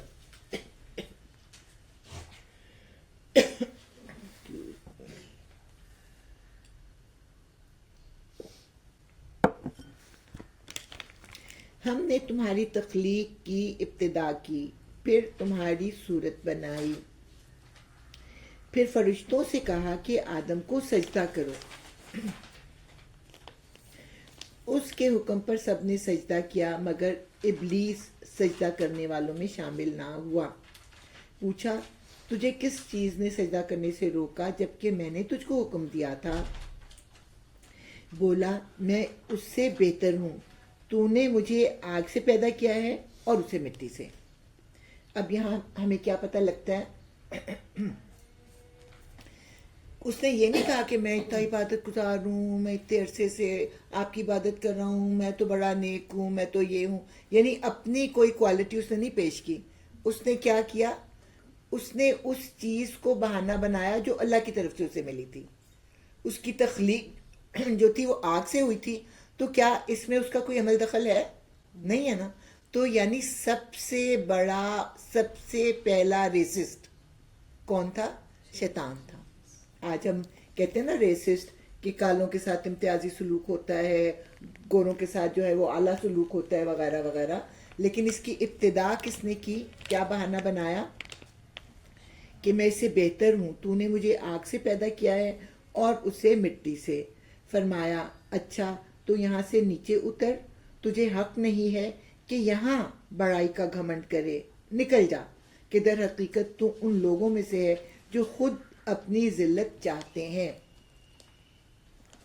بولا مجھے اس دن تک مہلت دے جب کہ یہ سب دوبارہ اٹھائے جائیں گے. یہ دعا تھی اس کی, دعا ہے نا کہ یا اللہ مجھے مہلت دے. اور اس کو پتا تھا کہ آخر کار ایک دن آئے گا جب سب لوگ اللہ تعالیٰ کے سامنے حاضر کیے جائیں گے. تو اس نے دعا کی کہ مجھے اس دن تک مہلت دے. اور اللہ تعالیٰ نے کیا کہا؟ فرمایا تجھے مہلت ہے. اب یہ سوچیں کہ اگر اللہ تعالیٰ شیطان کی دعا قبول کر سکتا ہے تو ہماری دعا کیوں نہ قبول کرے گا؟ ہم کیوں اپنی دعاؤں کے بارے میں اتنے مایوس ہو جاتے ہیں اور دعا مانگنا چھوڑ دیتے ہیں؟ بولا اچھا تو جس طرح تو نے مجھے گمراہی میں مبتلا کیا ہے, اللہ پہ الزام کہ تو مجھے ایسا حکم نہ دیتا جس کی میں نافرمانی کروں, تو اب اس میں میرا تو کوئی قصور نہیں. میں بھی اب تیری سیدھی راہ پر ان انسانوں کی گھات میں لگا رہوں گا, آگے اور پیچھے, دائیں اور بائیں, ہر طرف سے ان کو گھیروں گا, اور تو ان میں سے اکثر کو شکر گزار نہ پائے گا. شیطان اپنے راستے پر لانے کے لیے انسان کے دل میں کیا چیز جو ہے وہ پیدا کرتا ہے؟ ناشکری. انسان کو جو نعمتیں ملی ہیں ان کا احساس بھول جاتا ہے, اور آزمائش کے طور پر جو چیز اس کو کم ملی ہے اسی چیز کو بڑھا چڑھا کر انسان کے دل میں اتنا زیادہ کر دیتا ہے کہ وہ اللہ کی مخالفت میں آ جاتا ہے. مخالفت تو آتا ہی یا نہیں, لیکن وہ شکر گزار نہیں رہتا, وہ گلہ کرنے والا, شکوہ کرنے والا ہو جاتا ہے. شکر کے بجائے وہ شکوہ کرنے والا ہو جاتا ہے. اور پھر کہتا ہے کہ میں آگے پیچھے دائیں اور بائیں سے آؤں گا. آگے اور پیچھے کا کیا مطلب ہے؟ کہ آگے کیا ہوتا ہے؟ ایک تو دنیا نا ہمارے, اور اس دنیا کے بعد جو ہے وہ اگلی دنیا آنے والی ہے, کہ میں آگے سے آؤں گا کہ اسی دنیا کو اتنا خوبصورت بنا دوں گا کہ اگلی دنیا تک ان کے اگلی دنیا تک کی سوچ ہی ان کی ختم ہو جائے گی. وہ اسی دنیا میں جو ہے وہ الجھے رہیں گے اور اگلی دنیا کی وہ تیاری نہیں کریں گے. آخرت پیچھے سے مراد ہے, ایک تو یہ ہو گیا نا کہ وہ آخرت کی تیاری نہیں کریں گے, ماضی کے غم میں مبتلا کروں گا. اب جو ہے انسان کو آزمائش کے لیے بھیجا گیا نا. اچھی چیزیں بھی ملتی ہیں, بری چیزیں بھی ملتی ہیں. تو پچھلی زندگی میں, یعنی کہ آپ کی پچھلی زندگی سے مراد یہاں کی پچھلی زندگی ہے, جو نیگیٹیوٹی آپ کو ملی, وہ نیگیٹیوٹی اتنی زیادہ اعصاب پر سوار کر دوں گا کہ وہ کچھ اچھا سوچنے کے قابل ہی نہ رہیں گے. ہر وقت وہ یاد کریں گے میرے شوہر نے اس وقت مجھے یہ کہا, اور میری ساس نے مجھے یہ کہا, اور میرے فلانے نے مجھے یہ کہا. وہ اس غم میں مبتلا رہیں گے, اور آج جو نعمتیں ملی ہوئی ہیں وہ ان کو نظر ہی نہیں آئیں گی. اور چونکہ وہ پچھلے ڈپریشن میں مبتلا ہے, تو جب کوئی بندہ ڈپریشن میں مبتلا ہوتا ہے تو وہ پھر عبادات بھی نہیں کرتا. تو اس طرح اللہ تعالیٰ کے راستے سے روکوں گا.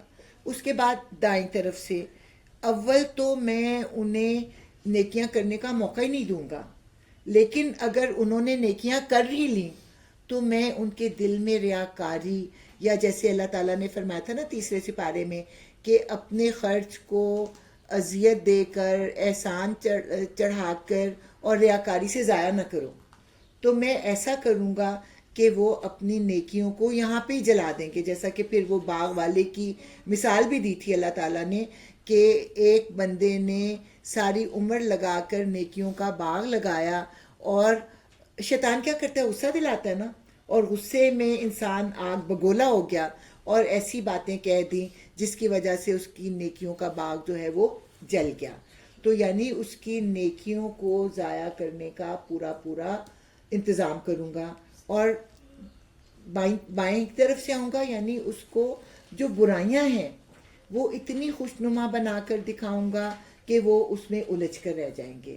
تو یہ اس کی وجہ سے بہت زیادہ تشریحیں کی گئی ہیں. یہ میں نے جو اس وقت سب سے آسان بات تھی نا وہ آپ کو بتانے کی کوشش کی ہے, پتہ نہیں آپ تک یہ پہنچی ہے یا نہیں پہنچی.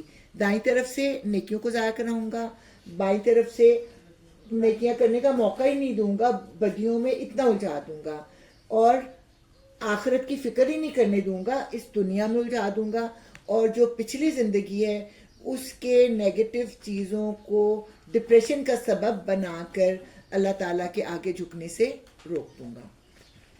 اس کے اگینسٹ ایک دعا بھی ہے کہ اللہ میاں مجھے بچانا. چلیں وہ ہم دیکھیں.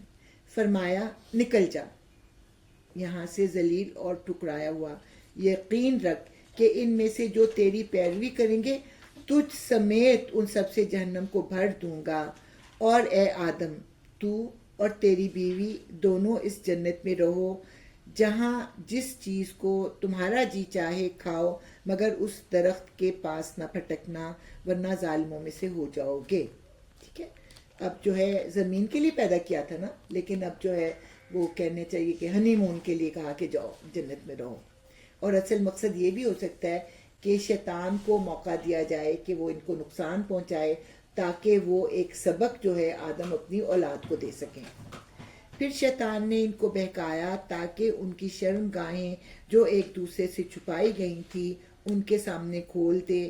اس نے ان سے کہا, تمہارے رب نے تمہیں جو اس درخت سے روکا ہے اس کی وجہ اس کے سوا کچھ نہیں ہے کہ کہیں تم فرشتے نہ بن جاؤ, یعنی کہ تمہیں ہمیشہ کی زندگی حاصل نہ ہو جائے, یا تمہیں ہمیشگی کی زندگی حاصل نہ ہو جائے. اس نے قسم کھا کر ان سے کہا کہ میں تمہارا سچا خیر خواہ ہوں.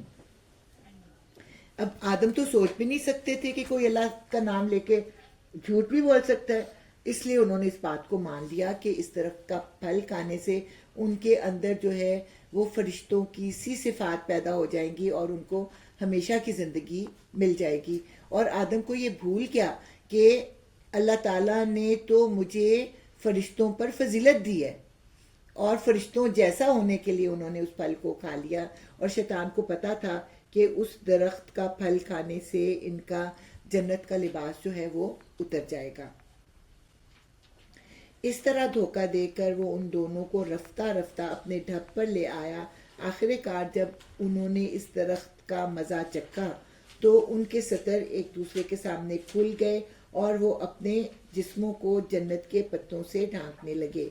تب ان کے رب نے انہیں پکارا, کیا میں نے تمہیں اس درخت سے نہ روکا تھا اور نہ کہا تھا کہ شیطان تمہارا کھلا دشمن ہے؟ دونوں بول اٹھے اے رب ہم نے اپنے اوپر ستم کیا، اب اگر تو نے ہم سے درگزر نہ فرمایا اور رحم نہ کیا تو یقیناً ہم تباہ ہو جائیں گے۔ قالا دونوں نے کہا ربنا ظلمنا انفسنا وَإِن لَّمْ تَغْفِرْ لَنَا وَتَرْحَمْنَا لَنَكُونَنَّ مِنَ الْخَاسِرِينَ۔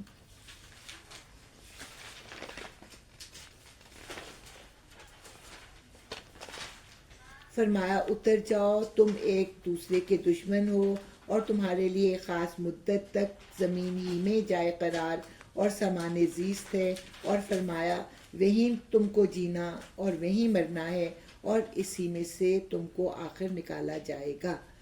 اب یہ ہے کہ تم اتر جاؤ، یعنی شیطان بھی اتر جائیں اور انسان بھی اتر جائیں، دونوں ایک دوسرے کے دشمن ہوں گے، یعنی شیطان اور انسان، اور اس کے ساتھ ساتھ یہ بھی ہے کہ انسان ہی انسانوں کے دشمن ہوں گے، عورتیں عورتوں کی دشمن ہوں گی، مرد مرد کے دشمن ہوں گے، عورتیں اور مرد بھی ایک دوسرے کے دشمن ہوں گے، اور یہاں پہ تمہاری زندگی کا سارا سامان موجود ہے اور وہیں سے جیو گے، یعنی زمین سے ہی حاصل کر کے اپنی زندگی کو گزارو گے اور پھر مرنے کے بعد اسی میں رل مل جاؤ گے اور پھر اسی سے تمہیں اٹھایا جائے گا۔ اے اولاد آدم ہم نے تم پر لباس نازل کیا ہے کہ تمہارے جسم کے قابل شرم حصوں کو ڈھانکے اور تمہارے لیے جسم کی حفاظت اور زینت کا ذریعہ بھی ہو، اور بہترین لباس تقویٰ کا لباس ہے۔ جب اللہ تعالیٰ اپنی نعمتوں کا بیان کرتے ہیں نا تو پھر کہتے ہیں کہ فلاں چیز ہم نے تم پر نازل کی، قرآن تم پر نازل ہوا، تورات تم پر نازل ہوئی، بارش تم پر نازل ہوئی، ابھی آگے ہم پڑھیں گے کہ لوہا تم پر نازل ہوا۔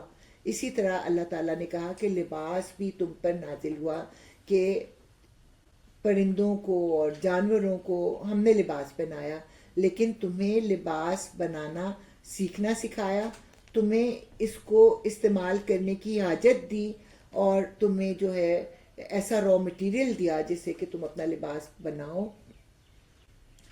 تو اس کے اللہ تعالیٰ نے 3 جو ہیں وہ بتائے ہیں، تمہارے جسم کے قابل شرم حصوں کو ڈھانکے، تمہارے جسم کی حفاظت کرے، یعنی تمہیں گرمی اور سردی سے بچائے، اور زینت کا ذریعہ بھی ہو۔ تو ہم کیوں بناتے ہیں اچھے اچھے لباس فوزیہ؟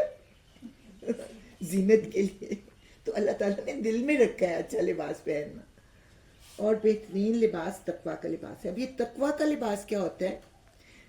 جو یہ ساری چیزیں پوری کرتا ہو، کہ جسم کے شرم والے حصوں کو ڈھانپے بھی اور وہ حفاظت بھی کرے۔ اب یہ نہیں کہ خوبصورت لباس ہے تو اب آج جو ہے آپ لون پہن کے تو باہر نکل جائیں، ضرورت پورا کرے کہ تمہیں سردی سے بچائے۔ اسی طرح گرمی میں آپ جو ہے وہ وولن ڈریس پہن کے نکل جائیں کہ ہاں بھی خوبصورت لباس ہے، تو وہ پرپس بھی اپنا پورا کرے، یعنی اوریانی کو ڈھانک کے اور تمہارے جسم کی ضرورت کو پورا کرے اور تمہارے حسن میں اضافہ کرے، تمہاری خوبصورتی میں اضافہ کرے۔ اور تقویٰ کا لباس، اس کو پھر اللہ تعالیٰ نے تقویٰ کا لباس قرار دیا ہے۔ تقویٰ کا ایک اور بھی مطلب ہے کہ تم بہترین سے بہترین لباس پہنو، لیکن اپنی خوشی کے لیے پہنو، لوگوں کو دکھانے کے لیے یعنی ریاکاری کے لیے، اور خود اچھا لباس پہن کے دوسروں کو حقیر نہ جانو۔ یہ پھر تقویٰ کا لباس اس میں آ جاتا ہے۔ یہ اللہ کی نشانیوں میں سے ایک نشانی ہے۔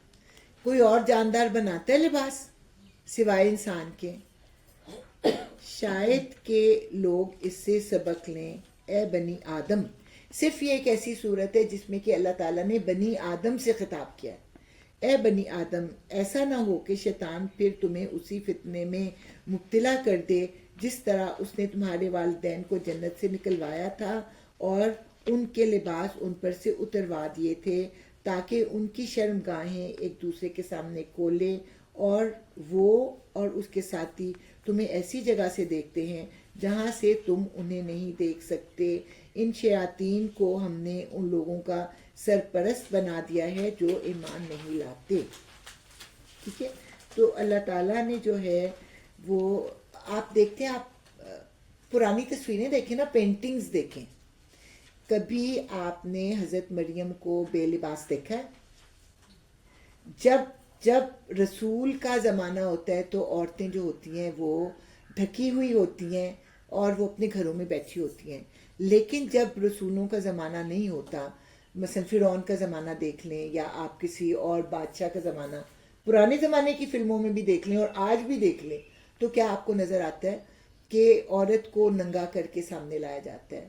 کہ جو ہی جاہلیت کا زمانہ آتا ہے تو عورت اپنے کپڑے اتارنے شروع کر دیتی ہے، اور جو ہی اللہ تعالیٰ کا قانون نافذ ہوتا ہے تو عورت جو ہے وہ پردے میں چلی جاتی ہے.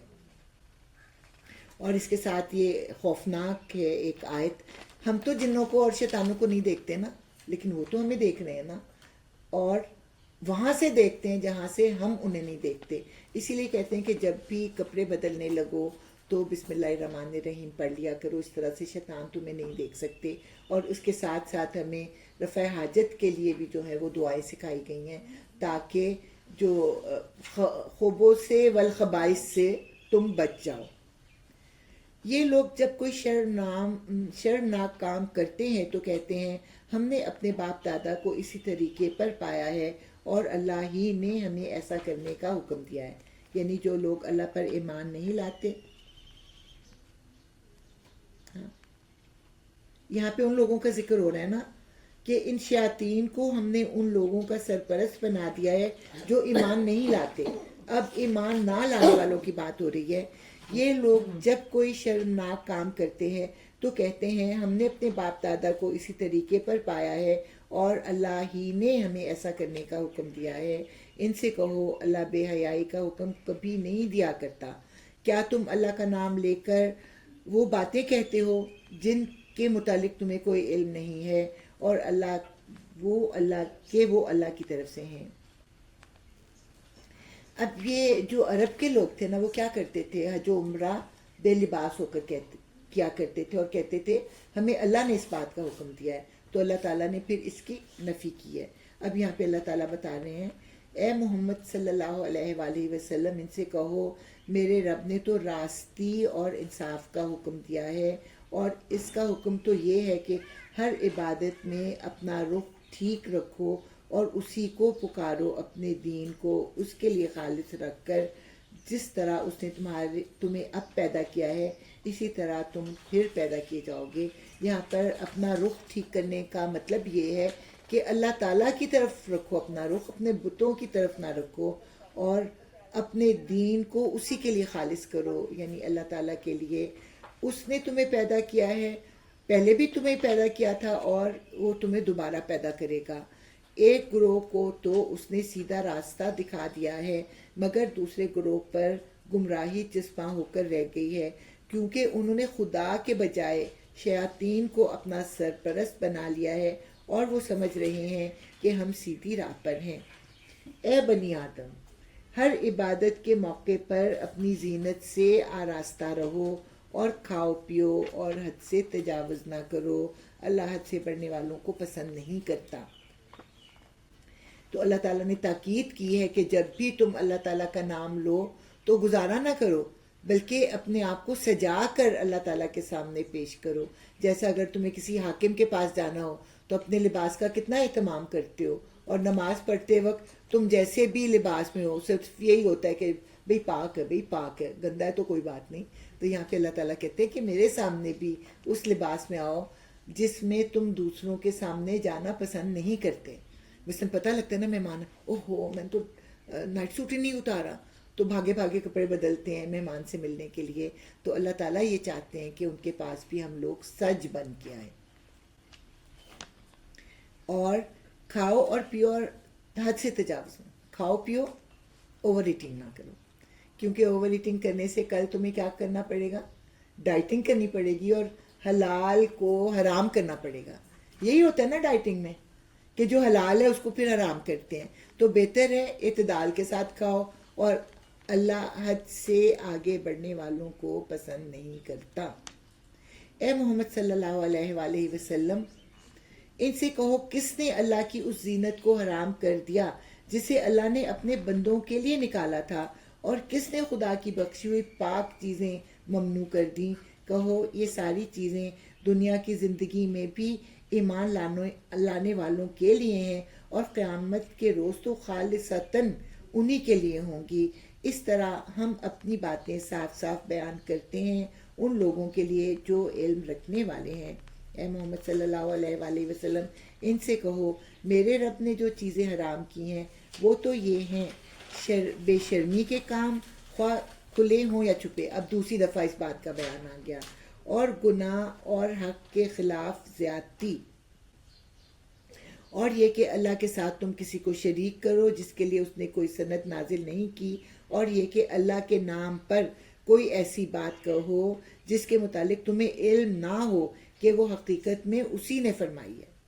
ہر قوم کے لیے مہلت کی ایک مدت مقرر ہے، پھر جب کسی قوم کی مدت آن پوری ہوتی ہے تو ایک گھڑی بھر کی تاخیر و تقدیم بھی نہیں ہوتی۔ اور یہ بات اللہ نے آغاز تخلیق ہی میں صاف فرما دی تھی کہ اے بنی آدم یاد رکھو اگر تمہارے پاس خود تم ہی میں سے ایسے رسول آئیں جو تمہیں میری آیات سنا رہے ہوں تو جو کوئی نافرمانی سے بچے گا اور اپنے رویے کی اصلاح کر لے گا اس کے لیے کسی خوف اور رنج کا موقع نہیں، اور جو لوگ ہماری آیات کو جھٹلائیں گے اور ان کے مقابلے میں سرکشی برتیں گے وہی اہل دوزخ ہوں گے جہاں وہ ہمیشہ رہیں گے۔ ظاہر ہے اس سے بڑا ظالم اور کون ہوگا جو بالکل جھوٹی باتیں گھڑ کر اللہ کی طرف منسوب کرے یا اللہ کی سچی آیات کو جھٹلائے۔ ایسے لوگ اپنے نوشتہ تقدیر کے مطابق اپنا حصہ پاتے رہیں گے یہاں تک کہ وہ گھڑی آ جائے گی جب ہمارے بھیجے ہوئے فرشتے ان کی روحیں قبض کرنے کے لیے پہنچیں گے۔ اس وقت وہ ان سے پوچھیں گے کہ بتاؤ اب کہاں ہیں تمہارے وہ معبود جن کو تم خدا کے بجائے پکارتے تھے؟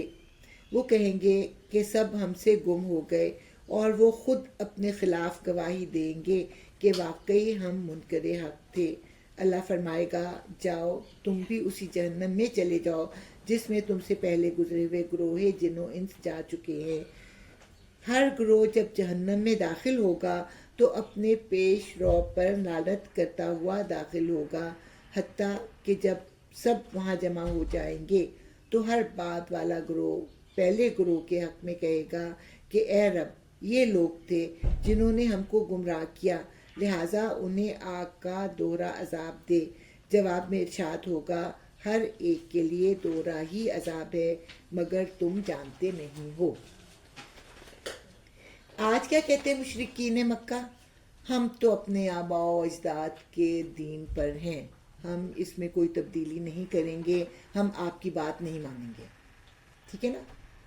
قیامت کے دن جب یہ دوزخ میں جائیں گے تو جن کے دین پر آج وہ اڑے ہوئے ہیں ان کو ہی وہ لعنت ملامت کر رہے ہوں گے کہ اللہ، اور پھر اللہ سے کہیں گے اللہ یہ میرے پر دادا ہے نا ان کو تو دوہرا سزا دینا، یا اللہ یہ جو میرے پر نانا ہے نا ان کو تو تیرا عذاب دینا۔ تو اس طرح وہ اپنے ان آباء و اجداد کے خلاف اللہ تعالیٰ سے دعائیں کریں گے جن کے طریقے پر آج یہ اڑے ہوئے ہیں۔ اس پر اللہ تعالیٰ نے جواب دیا، یہ جواب دے گا کہ ہاں ان کے لیے دوہرا عذاب ہی ہے، کیونکہ وہ خود بھی بھٹکے ہوئے تھے اور انہوں نے تمہیں بھی بھٹکایا، تمہارے لیے بھی دوہرا عذاب ہے کیونکہ تم بھی بھٹکے رہے اور تم نے بھی اپنی اولادوں کو اور اپنے پوتوں اور نواسوں کو بھٹکایا، اس لیے تمہارا بھی جو انجام ہے ان کے ساتھ ہی دوہرے عذاب کے ساتھ ہوگا۔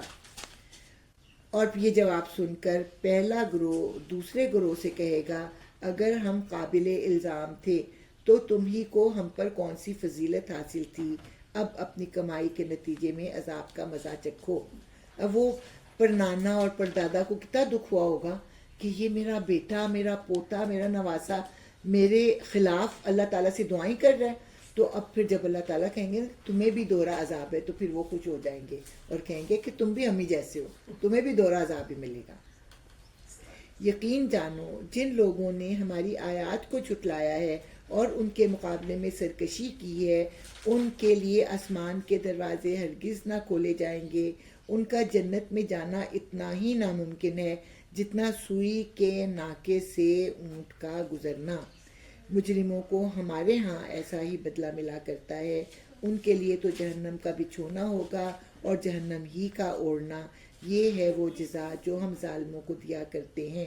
بخلاف اس کے جن لوگوں نے ہماری آیات کو مان لیا اور اچھے کام کیے، اور اس باب میں ہم ہر ایک کو اس کی استطاعت ہی کے مطابق ذمہ دار ٹھہراتے ہیں۔ وہ اہل جنت ہیں جہاں وہ ہمیشہ رہیں گے۔ ان کے دلوں میں ایک دوسرے کے خلاف جو کچھ کدورت ہوگی اسے ہم نکال دیں گے۔ ان کے نیچے نہریں بہتی ہوں گی، اور وہ کہیں گے کہ تعریف خدا ہی کے لیے ہے جس نے ہمیں یہ راستہ دکھایا۔ ہم خود راہ نہ پا سکتے تھے اگر خدا ہماری رہنمائی نہ کرتا۔ ہمارے رب کے بھیجے ہوئے رسول واقعی حق ہی لے کر آئے تھے۔ اس وقت ندا آئے گی کہ یہ جنت جس کے تم وارث بنائے گئے ہو تمہیں ان اعمال کے بدلے میں ملی ہے جو تم کرتے رہے تھے۔ قرآن میں کئی جگہ پہ اس بات کو بیان کیا گیا ہے کہ برے لوگوں پر جب موت کا وقت آتا ہے تو فرشتے آ کر ان کو عذاب دیتے ہیں، یعنی مرنے کے وقت کا بھی عذاب ہوتا ہے۔ ان سے کہتے ہیں کہ کس حال میں تم نے زندگی گزاری، اور وہ فرشتے بد شکل ہوتے ہیں اور بدبودار لباس لے کر آتے ہیں اور ان کی جانوں کو کھینچ کر نکالتے ہیں، کیونکہ ان کی جو جانیں ہوتی ہیں وہ جسم کے اندر چھپ جاتی ہیں، کھینچ کر نکالتے ہیں۔ اور وہی بدبودار لباس پہن کر جب ان کو اوپر لے جایا جا رہا ہوتا ہے تو آس پاس جتنے فرشتے ہوتے ہیں وہ ناگواری سے پوچھتے ہیں کون ہے یہ۔ تو پھر جو سب سے برا لقب ان کو دیا گیا تھا وہ دہرایا جاتا ہے کہ یہ مثلاً کلیم جو کہ چور تھا یہ وہ ہے، یا کہا جائے گا یہ کوئی بھی نام لے لیں، فلانا شخص اس کا نام لے کے جو کہ قاتل تھا۔ اور اس طرح پھر جب ان کو آسمان پر لے جایا جائے گا اور آسمان کے دروازے کھٹکھٹائے جائیں گے تو پوچھا جائے گا کون ہے، تو یہی بات جو ہے جب بیان کی جائے گی تو وہ آسمان کے فرشتے کہیں گے کہ ان کے لیے کوئی یہاں پہ آنا نہیں ہے، ان کے لیے دروازے نہیں کھولے جائیں گے، اور ان کی روح کو پٹخ کر زمین پر پھینکا جائے گا، جہاں پہ پھر وہ وہاں سجین میں لے کے جائے جائیں گے۔ سجین کے بارے میں ڈاکٹر اسرار کا کہنا ہے کہ وہ زمین کے نیچے ہوگی، قید خانہ ہوگا، تو پھر وہاں جا کے یہ اپنی حاضری لگائیں گے، پھر ان کی روحوں کو جو ہے ان کی قبر میں لایا جائے گا، اور یہاں پہ پھر ان کا حساب کتاب ہوگا، ان کو منکر نکیر کے سوالوں کا جواب دینا ہوگا۔ اور پھر جو اچھے لوگ ہوتے ہیں ان کے لیے فرشتے اچھی شکل میں آتے ہیں، جیسا کہ ہمارے جانے والے کہتے ہیں نا، میری امی آئی ہیں اور میرے دادا آئے ہیں، تو وہ پھر مانوس شکلیں بنا کے آتے ہیں، بہترین خوشبودار لباس لے کے آتے ہیں، اور پھر جو ان کو بہترین، اور ان کی جانیں ایسے نکلتی ہیں جیسے سراہی کو انڈیلیں تو ایک قطرہ آپ نہ بھی انڈیل رہے ہو تو گر پڑتا ہے، اتنی آسانی سے ان کی جان جو ہے وہ نکل جاتی ہے۔ ان کو جب لے جایا جاتا ہے تو خوشبو کی وجہ سے فرشتے پوچھتے ہیں کون ہے یہ، تو بتایا جاتا ہے کہ یہ فلاں شخص ہے جو غنی کے نام سے مشہور تھا، یہ فلاں شخص ہے جو عبادت کے لیے مشہور تھا۔ اور پھر جب آسمان کا دروازہ کھٹکایا جاتا ہے، ان کا نام بتایا جاتا ہے، تو ان کے لیے دروازے کھول دیے جاتے ہیں۔ پھر وہ الین میں اپنی حاضری لگواتے ہیں، وہ سجین میں اپنی حاضری لگواتے ہیں نا، تو یہ الین میں اپنی حاضری لگواتے ہیں، کوئی عزت والا مقام ہے۔ پھر ان کو نرمی کے ساتھ ان کی قبر میں ان کی روح کو لایا جاتا ہے، اور وہاں پہ پھر ان کو منکر نکیر کے سوالوں کا جواب دینا ہوتا ہے۔ اس کے بعد پھر ان کے لیے جو ہے جہنم کی کھڑکی کھول دی جاتی ہے، اور ان کے لیے جو ہے وہ جنت کی کھڑکی کھول دی جاتی ہے۔ اور پھر جب یہ آخرت میں جنت میں جائیں گے تو اللہ تعالیٰ کا شکر ادا کر رہے ہوں گے کہ اللہ تعالیٰ نے ہمیں یہاں آنے کی توفیق دی، کہ ہم پر رحم کیا، اور اللہ تعالیٰ نے ہمیں جنت عطا کی، اور اللہ تعالیٰ بھی ان کی جو ہے کرے گا، قدردانی کرتے ہوئے کہے گا نہیں، تم نے جو نیک اعمال کیے ان کی وجہ سے تمہیں یہ جنت جو ہے وہ ملی ہے۔ اور اصل میں یہ نہیں ہوگا کہ اس شخص نے جو ہے وہ 1000 حج کیے تھے اور 200 عمرے کیے تھے، استطاعت کے مطابق وہ جتنی نیک عمل کرتا رہا، نیکیاں کماتا رہا، اس استطاعت کے مطابق ان نیکیوں کو جج کیا جائے گا۔ اور اس کے ساتھ ساتھ یہ ہوگا کہ جب بھی انسان ہونے کے ناطے اسے کوئی غلطی اور خطا ہوئی تو اس نے فوری طور پر توبہ کر لی اور برے راستے پر چلنے پر اصرار نہیں کیا، بلکہ فوری طور پر اپنا راستہ جو تھا، اپنی ڈائریکشن کو درست کر لیا، تو اللہ تعالیٰ اس کے اس رویے کی قدردانی کریں گے، اور پھر اللہ تعالیٰ فرمائیں گے یہ جنت جس کے تم وارث بنائے گئے ہو تمہیں ان اعمال کے بدلے میں ملی ہے جو تم کرتے رہے تھے۔ وارث کیا ہوتا ہے؟ جس کو بغیر محنت کی کوئی چیز مل جاتی ہے۔ جب ہمیں اپنے باپ دادا کا مال و متاع ملتا ہے تو ہم کیا ہوتے ہیں؟ ہم وارث ہوتے ہیں نا، اس کے لیے ہم نے کوئی محنت تو نہیں کی ہوتی۔ تو اسی طرح یہ جنت جو ہے یہ کس کی ہے؟ حضرت آدم کی ہے، اور یہ جنت جو ہے اس کے وارث پھر ہم ہیں، اپنے نیک اعمال کی بدولت یا اس ثابت قدمی کی بدولت جس پر ہم قائم رہیں۔ اب یہ ہے، پھر یہ جنت کے لوگ دوزخ والوں سے پکار کر کہیں گے ہم نے ان سارے وعدوں کو ٹھیک پا لیا جو ہمارے رب نے ہم سے کیے تھے، کیا تم نے بھی ان وعدوں کو ٹھیک پایا جو تمہارے رب نے کیے تھے؟ وہ جواب دیں گے ہاں۔ تب ایک پکارنے والا ان کے درمیان پکارے گا کہ لعنت ان ظالموں پر جو اللہ کے راستے سے لوگوں کو روکتے اور اسے ٹیڑھا کرنا چاہتے تھے اور آخرت کے منکر تھے۔ اب یہ ہے کہ ایسا ہوگا کہ دوزخ والے اور جنت والے آپس میں ایک دوسرے سے بات کر سکیں گے، اور پھر دوزخ والے پوچھیں گے کہ ہاں نبیوں نے تو بڑے اچھے اچھے وعدے کیے تھے، وہ سارا کچھ مل گیا؟ تو وہ کہیں گے ہاں ہمیں تو مل گیا۔ تو تمہارے بارے میں جو ڈراوے دیے گئے تھے کیا وہ ڈراوے پورے ہوئے؟ تو کہیں گے ہاں ہمیں بھی وہ ساری چیزیں جو ہیں عذاب کے طور پر ملی جن کے ہم سے وعدے کیے جاتے تھے۔ پھر ایک پکارنے والا کہے گا کہ اللہ کی لعنت ان ظالموں پر جو اللہ کے راستے سے لوگوں کو صرف یہ نہیں ہوتا جرم کہ خود کوئی برے راستے پر چلتا ہے، بلکہ وہ اپنے ساتھ اوروں کو بھی لے کر جاتا ہے، اور اسے ٹیڑھا کرنا چاہتے تھے اور آخرت کے منکر تھے۔ ان دونوں گروہوں کے درمیان ایک اوٹ حائل ہوگی جس کی بلندیوں یعنی اعراف پر کچھ اور لوگ ہوں گے، ہر ایک کو اس کے قیافہ سے پہچانیں گے، اور جنت والوں سے پکار کر کہیں گے کہ سلامتی ہو تم پر، یہ لوگ جنت میں داخل تو نہیں ہوئے مگر اس کے امیدوار ہوں گے۔ اچھا جی، یہ کون لوگ ہوں گے؟ اب فیصلہ ہو گیا نا، جنت والے جنت میں چلے گئے، دوزخ والے دوزخ میں چلے گئے، کچھ لوگ رہ گئے ہیں جن کا ابھی فیصلہ نہیں ہوا اور یہ بلندیوں پر انتظار کر رہے ہیں۔ ان کا قصور یہ ہے کہ ان کے نیکی اور برائی کے جو پلڑے تھے وہ برابر تھے، تو ابھی ان کا فیصلہ نہیں ہوا کہ اللہ تعالیٰ کیا ان کا کرے گا۔ اور اس کی مثال عام طور پہ دی جاتی ہے کہ ایک شخص ماں باپ کو ناراض کر کے جہاد پر چلا گیا اور وہ وہاں شہید ہو گیا۔ شہادت اس کو دوزخ میں جانے نہیں دیتی، اور ماں باپ کی نافرمانی اس کو جنت میں جانے نہیں دیتی۔ تو اب ان کا فیصلہ جو ہے لیٹر آن ہے، اور اللہ تعالیٰ سے ان کو امید ہے کہ اللہ تعالیٰ ان کے حق میں فیصلہ کرے گا۔ اور جب ان کی نگاہیں دوزخ والوں پر پھریں گی تو کہیں گے اے رب ہمیں ان ظالموں میں شامل نہ کیجیے۔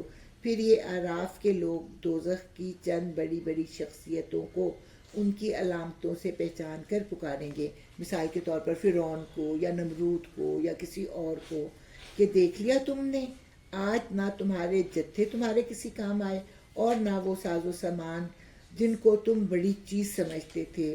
اور کیا یہ اہل جنت وہی لوگ نہیں ہیں جن کے متعلق تم قسمیں کھا کھا کر کہتے تھے کہ ان کو تو خدا اپنی رحمت سے کچھ بھی نہ دے گا؟ آج انہی سے کہا گیا کہ داخل ہو جاؤ جنت میں، تمہارے لیے نہ خوف ہے نہ رنج۔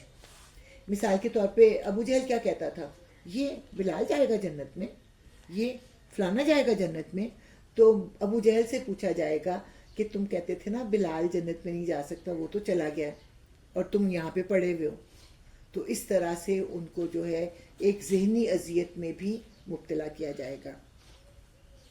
اور دوزخ والے لوگ جنت والوں کو پکاریں گے کہ کچھ تھوڑا سا پانی ہم پر ڈال دو، جو رزق اللہ نے تمہیں دیا ہے اسی میں سے کچھ پھینک دو۔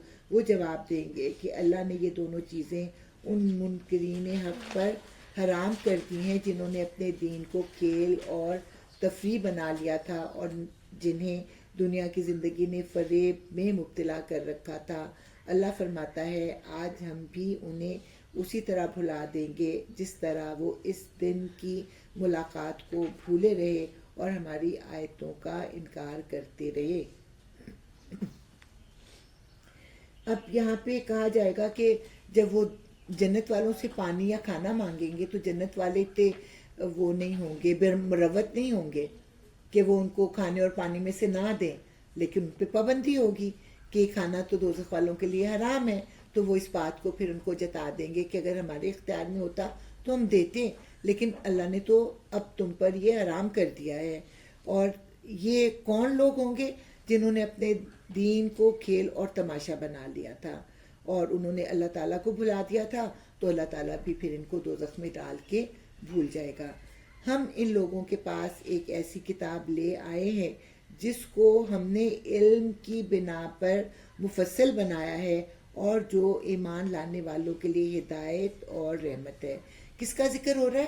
قرآن کا ذکر ہو رہا ہے۔ اب کیا یہ لوگ اس کے سوا کسی اور بات کے منتظر ہیں کہ وہ انجام سامنے آ جائے جس کی یہ کتاب خبر دے رہی ہے؟ یعنی ہر وقت کہتے تھے نا کیوں نہیں عذاب آتا، کیوں نہیں عذاب آتا، تو کتنے بے وقوف ہیں کہ عذاب کے آنے سے پہلے اپنے انجام کو بہتر کر لیں اس کتاب کو ماننے کے بعد۔ جس روز وہ انجام سامنے آ گیا تو وہی لوگ جنہوں نے اسے نظر انداز کر دیا تھا کہیں گے کہ واقعی ہمارے رب کے رسول حق لے کر آئے تھے، پھر کیا اب ہمیں کچھ سفارشی ملیں گے جو ہمارے حق میں سفارش کریں، یا ہمیں دوبارہ واپس ہی بھیج دیا جائے گا تاکہ جو کچھ ہم پہلے کرتے تھے اس کے بجائے اب دوسرے طریقے پر کام کر کے دکھائیں۔ انہوں نے اپنے آپ کو خود خسارے میں ڈالا اور وہ سارے جھوٹ جو انہوں نے تصنیف کر رکھے تھے آج ان سے گم ہو گئے۔ در حقیقت تمہارا رب اللہ ہی ہے جس نے آسمانوں اور زمین کو 6 دنوں میں پیدا کیا، پھر اپنے تخت سلطنت پر جلوہ فرما ہوا، جو رات کو دن پر ڈھانک دیتا ہے اور پھر دن رات کے پیچھے دوڑا چلا آتا ہے، جس نے سورج اور چاند اور تارے پیدا کیے، سب اسی کے فرمان کے تابع ہیں۔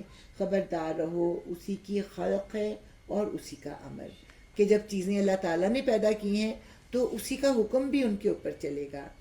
بڑا بابرکت ہے اللہ، سارے جہانوں کا مالک و پروردگار، اپنے رب کو پکارو گڑ گڑاتے ہوئے اور چپکے چپکے، یقیناً وہ حد سے گزرنے والوں کو پسند نہیں کرتا، یعنی جو اس کے آگے جھکتے نہیں ہیں تو اللہ تعالیٰ ان کو پسند نہیں کرتا۔ زمین میں فساد برپا نہ کرو جبکہ اس کی اصلاح ہو چکی ہے، یعنی اللہ کا دین اگر نافذ ہو چکا ہے تو اس کو اکھاڑنے کی کوشش نہ کرو، اور خدا ہی کو پکارو خوف کے ساتھ اور طمع کے ساتھ۔ ٹھیک ہے، اس میں پھر وہ میں رابعہ بصری کا واقعہ بھی بتاتی ہوں کہ وہ جا رہی تھیں، ایک ہاتھ میں شمع اور ایک ہاتھ میں پانی، پوچھا کہاں جا رہی ہو؟ کہ میں جنت کو جلانے کے لیے جا رہی ہوں کہ لوگ اس کی طمع میں عبادت نہ کریں۔ اور پھر پوچھا گیا یہ پانی کس لیے؟ کہ میں دوزخ کو بجھانے جا رہی ہوں کہ اس کے ڈر سے لوگ اللہ کی عبادت نہ کریں۔ لیکن اللہ تعالیٰ ہمیں کیا کہتا ہے؟ یہ ان کی صوفی ہونے کا کوئی مقام ہوگا، لیکن ہمارے لیے کیا ہے کہ ہم اللہ تعالیٰ کو دوزخ کے خوف سے اور جنت کی طمع میں اللہ تعالیٰ کو پکاریں۔ اللہ تعالیٰ کو یہ بات پسند ہے، کیونکہ اللہ تعالیٰ خود ہی بتا رہے ہیں کہ جب اس کی اصلاح ہو چکی ہے اور خدا ہی کو پکارو خوف کے ساتھ اور طمع کے ساتھ، یقیناً اللہ کی رحمت نیک کردار لوگوں سے قریب ہے۔ اور وہ اللہ ہی ہے جو ہواؤں کو اپنی رحمت کے آگے آگے خوشخبری لیے ہوئے بھیجتا ہے، پھر جب وہ پانی سے لدے ہوئے بادل اٹھا لیتی ہیں تو انہیں کسی مردہ سرزمین کی طرف حرکت دیتا ہے اور وہاں می برسا کر اسی مری ہوئی زمین سے طرح طرح کے پھل نکال لاتا ہے۔ دیکھو اس طرح ہم مردوں کو حالت موت سے نکالتے ہیں۔ تمہیں یقین نہیں نہ آتا؟ تو جیسے مردہ پڑی ہوئی زمین سے پودے نکل آتے ہیں، اسی طرح مردہ پڑی ہوئی زمین سے تم بھی پودوں کی طرح اگاؤ گے۔ شاید کہ تم اس مشاہدے سے سبق لو جو زمین اچھی ہوتی ہے وہ اپنے رب کے حکم سے خوب پھل پھول لاتی ہے، اور جو زمین خراب ہوتی ہے اس سے ناقص پیداوار کے سوا کچھ نہیں نکلتا۔ اسی طرح ہم نشانیوں کو بار بار پیش کرتے ہیں ان لوگوں کے لیے جو شکر گزار ہونے والے ہیں۔ اب جو ہے یہ تذکیر بے ایام اللہ آ گئی ہے۔ اب نبیوں کے حالات جو ہیں وہ آتے جائیں گے۔ ہم نے نوح کو اس کی قوم کی طرف بھیجا، اس نے کہا اے برادران قوم، اللہ کی بندگی کرو، اس کے سوا تمہارا کوئی خدا نہیں ہے، میں تمہارے حق میں ایک ہولناک دن کے عذاب سے ڈرتا ہوں۔ اس کی قوم کے سرداروں نے جواب دیا، ہم کو تو یہ نظر آتا ہے کہ تم صریح گمراہی میں مبتلا ہو۔ نوح نے کہا اے برادران قوم، میں کسی گمراہی میں نہیں پڑا ہوا ہوں، بلکہ میں رب العالمین کا رسول ہوں، تمہیں اپنے رب کے پیغامات پہنچاتا ہوں، تمہارا خیر خواہ ہوں، اور مجھے اللہ کی طرف سے وہ کچھ معلوم ہے جو تمہیں معلوم نہیں ہے۔ یعنی اللہ تعالیٰ نبیوں اور رسولوں کو تھوڑا سا زیادہ علم دیتے ہیں تاکہ وہ پورے یقین سے تبلیغ کر سکیں۔ کیا تمہیں اس بات پر تعجب ہوا کہ تمہارے پاس خود تمہاری اپنی قوم کے ایک آدمی کے ذریعے سے تمہارے رب کی یاد دہانی آئی تاکہ تمہیں خبردار کرے اور تم غلط روی سے بچ جاؤ اور تم پر رحم کیا جائے؟ مگر انہوں نے اس کو جھٹلا دیا۔ آخر کار ہم نے اسے اور اس کے ساتھیوں کو ایک کشتی میں نجات دی اور ان لوگوں کو ڈبو دیا جنہوں نے ہماری آیات کو جھٹلایا تھا۔ یقیناً وہ اندھے لوگ تھے کہ نہ وہ قدرت کی نشانیوں سے اللہ کو پہچانتے، نہ نوح کی تعلیمات میں غور کر کے اللہ تعالیٰ کو پہچانتے۔ اور عاد کی طرف ہم نے ان کے بھائی ہود کو بھیجا، اس نے کہا اے برادران قوم، اللہ کی بندگی کرو، اس کے سوا تمہارا کوئی خدا نہیں ہے، پھر کیا تم غلط روی سے پرہیز نہ کرو گے؟ اس کی قوم کے سرداروں نے جو اس کی بات ماننے سے انکار کر رہے تھے جواب میں کہا، ہم تو تمہیں بے عقلی میں مبتلا سمجھتے ہیں اور ہمیں گمان ہے کہ تم جھوٹے ہو۔ اس نے کہا اے برادران قوم، میں بے عقلی میں مبتلا نہیں ہوں، بلکہ میں رب العالمین کا رسول ہوں، تم کو اپنے رب کے پیغامات پہنچاتا ہوں اور تمہارا ایسا خیر خواہ ہوں جس پر بھروسہ کیا جا سکتا ہے۔ کیا تمہیں اس بات پر تعجب ہوا کہ تمہارے پاس خود تمہاری اپنی قوم کے ایک آدمی کے ذریعے سے تمہارے رب کی یاد دہانی آئی تاکہ وہ تمہیں خبردار کرے؟ بھول نہ جاؤ کہ تمہارے رب نے نوح کی قوم کے بعد تم کو اس کا جانشین بنایا اور تمہیں خوب تنومند کیا۔ بس اللہ کی قدرت کے کرشموں کو یاد رکھو، امید ہے کہ فلاح پاؤ گے۔ انہوں نے جواب دیا، کیا تو ہمارے پاس اس لیے آیا ہے کہ ہم اکیلے اللہ ہی کی عبادت کریں؟ ان کی سمجھ میں یہ بات نہیں آتی تھی کہ صرف اللہ کی عبادت، صرف ایک اللہ کی عبادت کریں اور انہیں چھوڑ دیں جن کی عبادت ہمارے باپ دادا کرتے آئے ہیں۔ اچھا تو لے آ وہ عذاب جس کی تو ہمیں دھمکی دیتا ہے اگر تو سچا ہے۔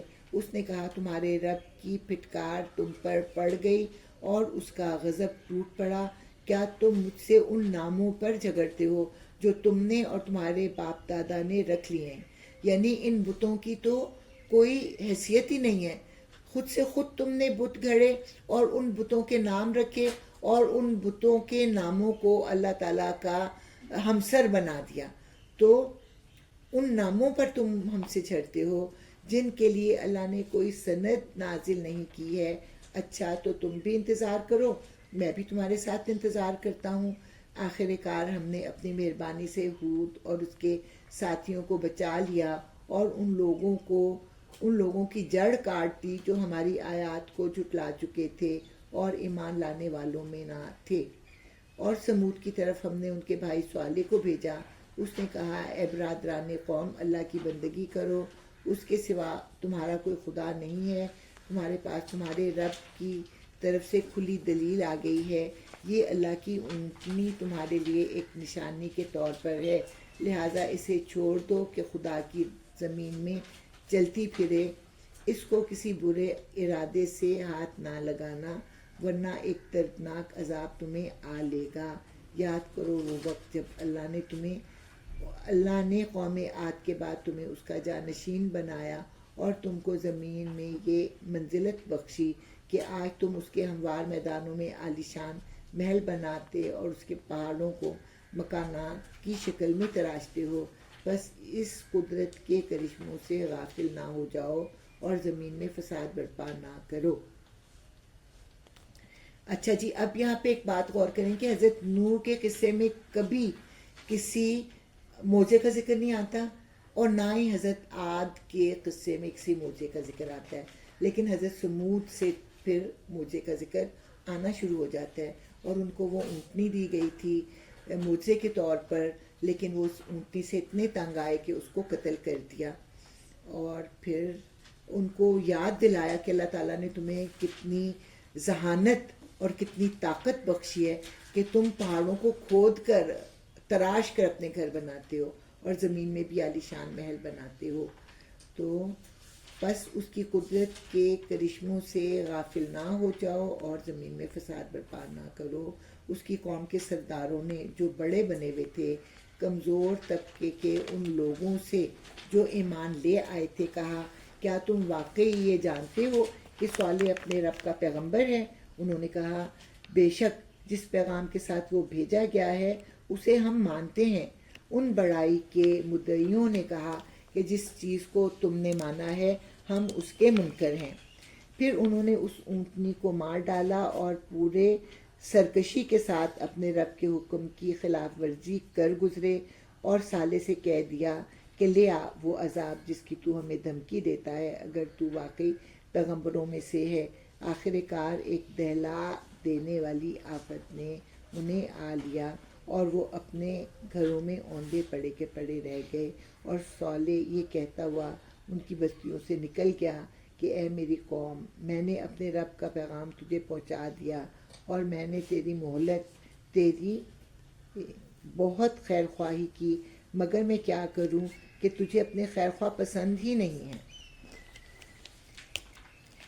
اور لوط کو ہم نے پیغمبر بنا کر بھیجا۔ پھر یاد کرو جب اس نے اپنی قوم سے کہا، کیا تم ایسے بے حیا ہو گئے ہو کہ وہ فحش کام کرتے ہو جو تم سے پہلے دنیا میں کسی نے نہیں کیا؟ تم عورتوں کو چھوڑ کر مردوں سے اپنی خواہش پوری کرتے ہو۔ حقیقت یہ ہے کہ تم بالکل ہی حد سے گزر جانے والے لوگ ہو۔ مگر اس کی قوم کا جواب اس کے سوا کچھ نہ تھا کہ نکالو ان لوگوں کو اپنی بستیوں سے، بڑے پاک باز بنے پھرتے ہیں۔ آخر کار ہم نے لوط اور اس کے گھر والوں کو بجز اس کی بیوی کے جو پیچھے رہ جانے والوں میں تھی بچا کر نکال دیا، اور اس قوم پر برسائی ایک بارش، پتھروں کی بارش۔ پھر دیکھو کہ ان مجرموں کا کیا انجام ہوا۔ اور مدین والوں کی طرف ہم نے ان کے بھائی شعیب کو بھیجا۔ مدین جو ہے وہ حضرت ابراہیم کے ایک بیٹے مدیان تھے، تو مدیان کے نام پر یہ بستی جو تھی وہ آباد تھی، اور ان کی اولاد میں پھر حضرت شعیب آئے تھے۔ تو حضرت شعیب نے کہا، اے برادران قوم، اللہ کی بندگی کرو، اس کے سوا تمہارا کوئی خدا نہیں ہے، تمہارے پاس تمہارے رب کی طرف سے صاف رہنمائی آ گئی ہے، لہٰذا وزن اور پیمانے پورے کرو، لوگوں کو ان کی چیزوں میں گھاٹا نہ دو، اور زمین میں فساد برپا نہ کرو جبکہ اس کی اصلاح ہو چکی ہے، اسی میں تمہاری بھلائی ہے اگر تم واقعی مومن ہو۔ اور زندگی کے ہر راستے پر راہزن بن کر نہ بیٹھ جاؤ کہ لوگوں کو خوف زدہ کرنے اور ایمان لانے والوں کو خدا کے راستے سے روکنے لگو، اور سیدھی راہ کو ٹیڑھا کرنے کے درپے ہو جاؤ۔ یاد کرو وہ زمانہ جب کہ تم تھوڑے تھے، پھر اللہ نے تمہیں بہت کر دیا، اور آنکھیں کھول کر دیکھو کہ دنیا میں مفسدوں کا کیا انجام ہوا ہے۔ اگر تم میں سے ایک گروہ اس تعلیم پر جس کے ساتھ میں بھیجا گیا ہوں ایمان لاتا ہے اور دوسرا ایمان نہیں لاتا، تو صبر کے ساتھ دیکھتے رہو یہاں تک کہ اللہ ہمارے درمیان فیصلہ کر دے، اور وہی سب سے بہتر فیصلہ کرنے والا ہے۔ تو یہاں قوم شعیب کے جو تھے وہ دو جرائم بتائے گئے، ایک تو ناپ اور تول میں کمی کرنا، اور دوسرا یہ راستوں پر بیٹھ جاتے تھے اور ڈاکہ زنی بھی کرتے تھے، اور اس طرح سے زمین میں وہ فساد کیا کرتے تھے۔ اب سیدھا سادہ نا شروع کے سپاروں میں چونکہ تفصیل ہوتی ہے یہ تو آپ کو پھر ماشاءاللہ اتنی ڈیٹیل میں ہر چیز پہلے سے بتائی گئی پہلے سے پھر وہ آپ کے نہیں آئے تو میں نے سب سے یہی سوچا آپ کے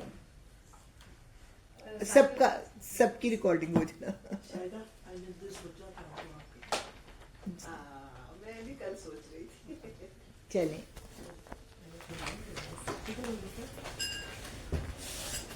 أعوذ بالله من الشيطان الرجيم بسم الله الرحمن الرحيم الحمد لله رب العالمين الرحمن الرحيم مالك يوم الدين إياك نعبد وإياك نستعين اهدنا الصراط المستقيم صراط الذين أنعمت عليهم غير المغضوب عليهم ولا الضالين بسم الله الرحمن الرحيم قل هو الله أحد الله الصمد لم يلد ولم يولد ولم يكن له كفوا أحد بسم الله الرحمن الرحيم قل أعوذ برب الفلق من شر ما خلق ومن شر غاسق إذا وقب ومن شر النفاثات في العقد ومن شر حاسد إذا حسد بسم الله الرحمن الرحيم قل أعوذ برب الناس ملك الناس إله الناس من شر الوسواس الخناس الذي يوسوس في صدور الناس من الجنة والناس ربنا آتنا في الدنيا حسنة وفي الآخرة حسنة وقنا عذاب النار ربنا ظلمنا أنفسنا وإن لم تغفر لنا وترحمنا لنكونن من الخاسرين ربنا لا تزغ قلوبنا بعد إذ هديتنا وهب لنا من لدنك رحمة إنك أنت الوهاب يا حي يا قيوم برحمتك نستغيث يا حي يا قيوم برحمتك نستغيث يا حي يا قيوم برحمتك نستغيث حسبنا الله ونعم الوكيل على الله توكلنا حسبنا الله ونعم الوكيل على الله توكلنا حسبنا الله ونعم الوكيل على الله توكلنا اے ہمارے اللہ، اے رحمان رحیم، اے مالک یوم الدین، ہم سب کو اپنی حفظ و امان میں رکھ، عافیت میں رکھ۔ اے اللہ، ہمارے تمام کبیرہ و صغیرہ گناہ، ہمارے اگلے اور پچھلے گناہ، ہمارے چھپے اور کھلے گناہ سب کو معاف فرما۔ اے اللہ، ہمارے تمام معاملات کے محافظ بن جائیے اور ہمارے تمام معاملات کو درست فرما دیجیے۔ اے اللہ، ہماری تمام مشکلیں آسان فرما دیجیے اور ہمیں ہر طرح کی آزمائش سے اپنی پناہ میں رکھیے، اپنی عافیت میں رکھیے۔ یا اللہ، ہمیں، ہمارے بچوں کو، ہمارے شوہروں کو، ہم سب کو اپنی حفظ و امان میں رکھیے گا اور عافیت میں رکھیے گا۔ اے اللہ، ہم پہ اپنی خاص رحمتیں، برکتیں، عافیتیں اور محبتیں نازل فرمائیے گا۔ یا اللہ، ہمیں اپنی محبت عطا فرمائیے اور اے اللہ، ہمیں اپنے محبت کیے ہوئے بندوں میں شامل فرمائیے۔ اے اللہ، ہمارے تمام گناہ معاف فرمائیے گا۔ اللہ، ہمیں دوزخ کی آگ سے بچائیے۔ اے اللہ، جب ہم قرآن پڑھ رہے ہوں، سن رہے ہوں یا سمجھ رہے ہوں، ہمیں اس کی بہترین فہم عطا فرمائیے۔ اے اللہ، ہمیں اس کو سمجھنے کی، اس پہ عمل کرنے کی اور اس عمل کو اپنے ہاں مقبول کرنے کی توفیق عطا فرمائیے۔ یا اللہ، ہمیں ہمیشہ اپنی راہ پہ سیدھے راستے پر چلنے کی توفیق فرمائیے۔ ہماری اولادوں کو ہمارے لیے صدقہ جاریہ بنائیے اور ہمیں اپنے والدین کے لیے صدقہ جاریہ بنائیے۔ اے اللہ، ہمارے والدین پر رحم کا معاملہ فرمائیے گا۔ اے اللہ، ان کی مغفرت فرمائیے گا۔ ہمارے والدین کی، ہمارے استادوں کی، ہمارے تمام بڑے جو فوت ہو چکے ہیں، اللہ ہماری دعائیں ان کے حق میں قبول فرمائیے گا اور ہماری اولادوں کو ہمارے لیے ہمیشہ دعا گو رکھیے گا، ہماری بخشش اعلیٰ درجات کا باعث بنے۔ یا اللہ، ہم پر رحم فرمائیے گا، یا اللہ ہماری دعاؤں کو قبول فرمائیے گا۔ ربنا تقبل منا انک انت السمیع العلیم وتب علینا انک انت التواب الرحیم وصلی اللہ علی نبینا محمد وعلی آلہ وصحبہ اجمعین۔ آمین۔ جزاک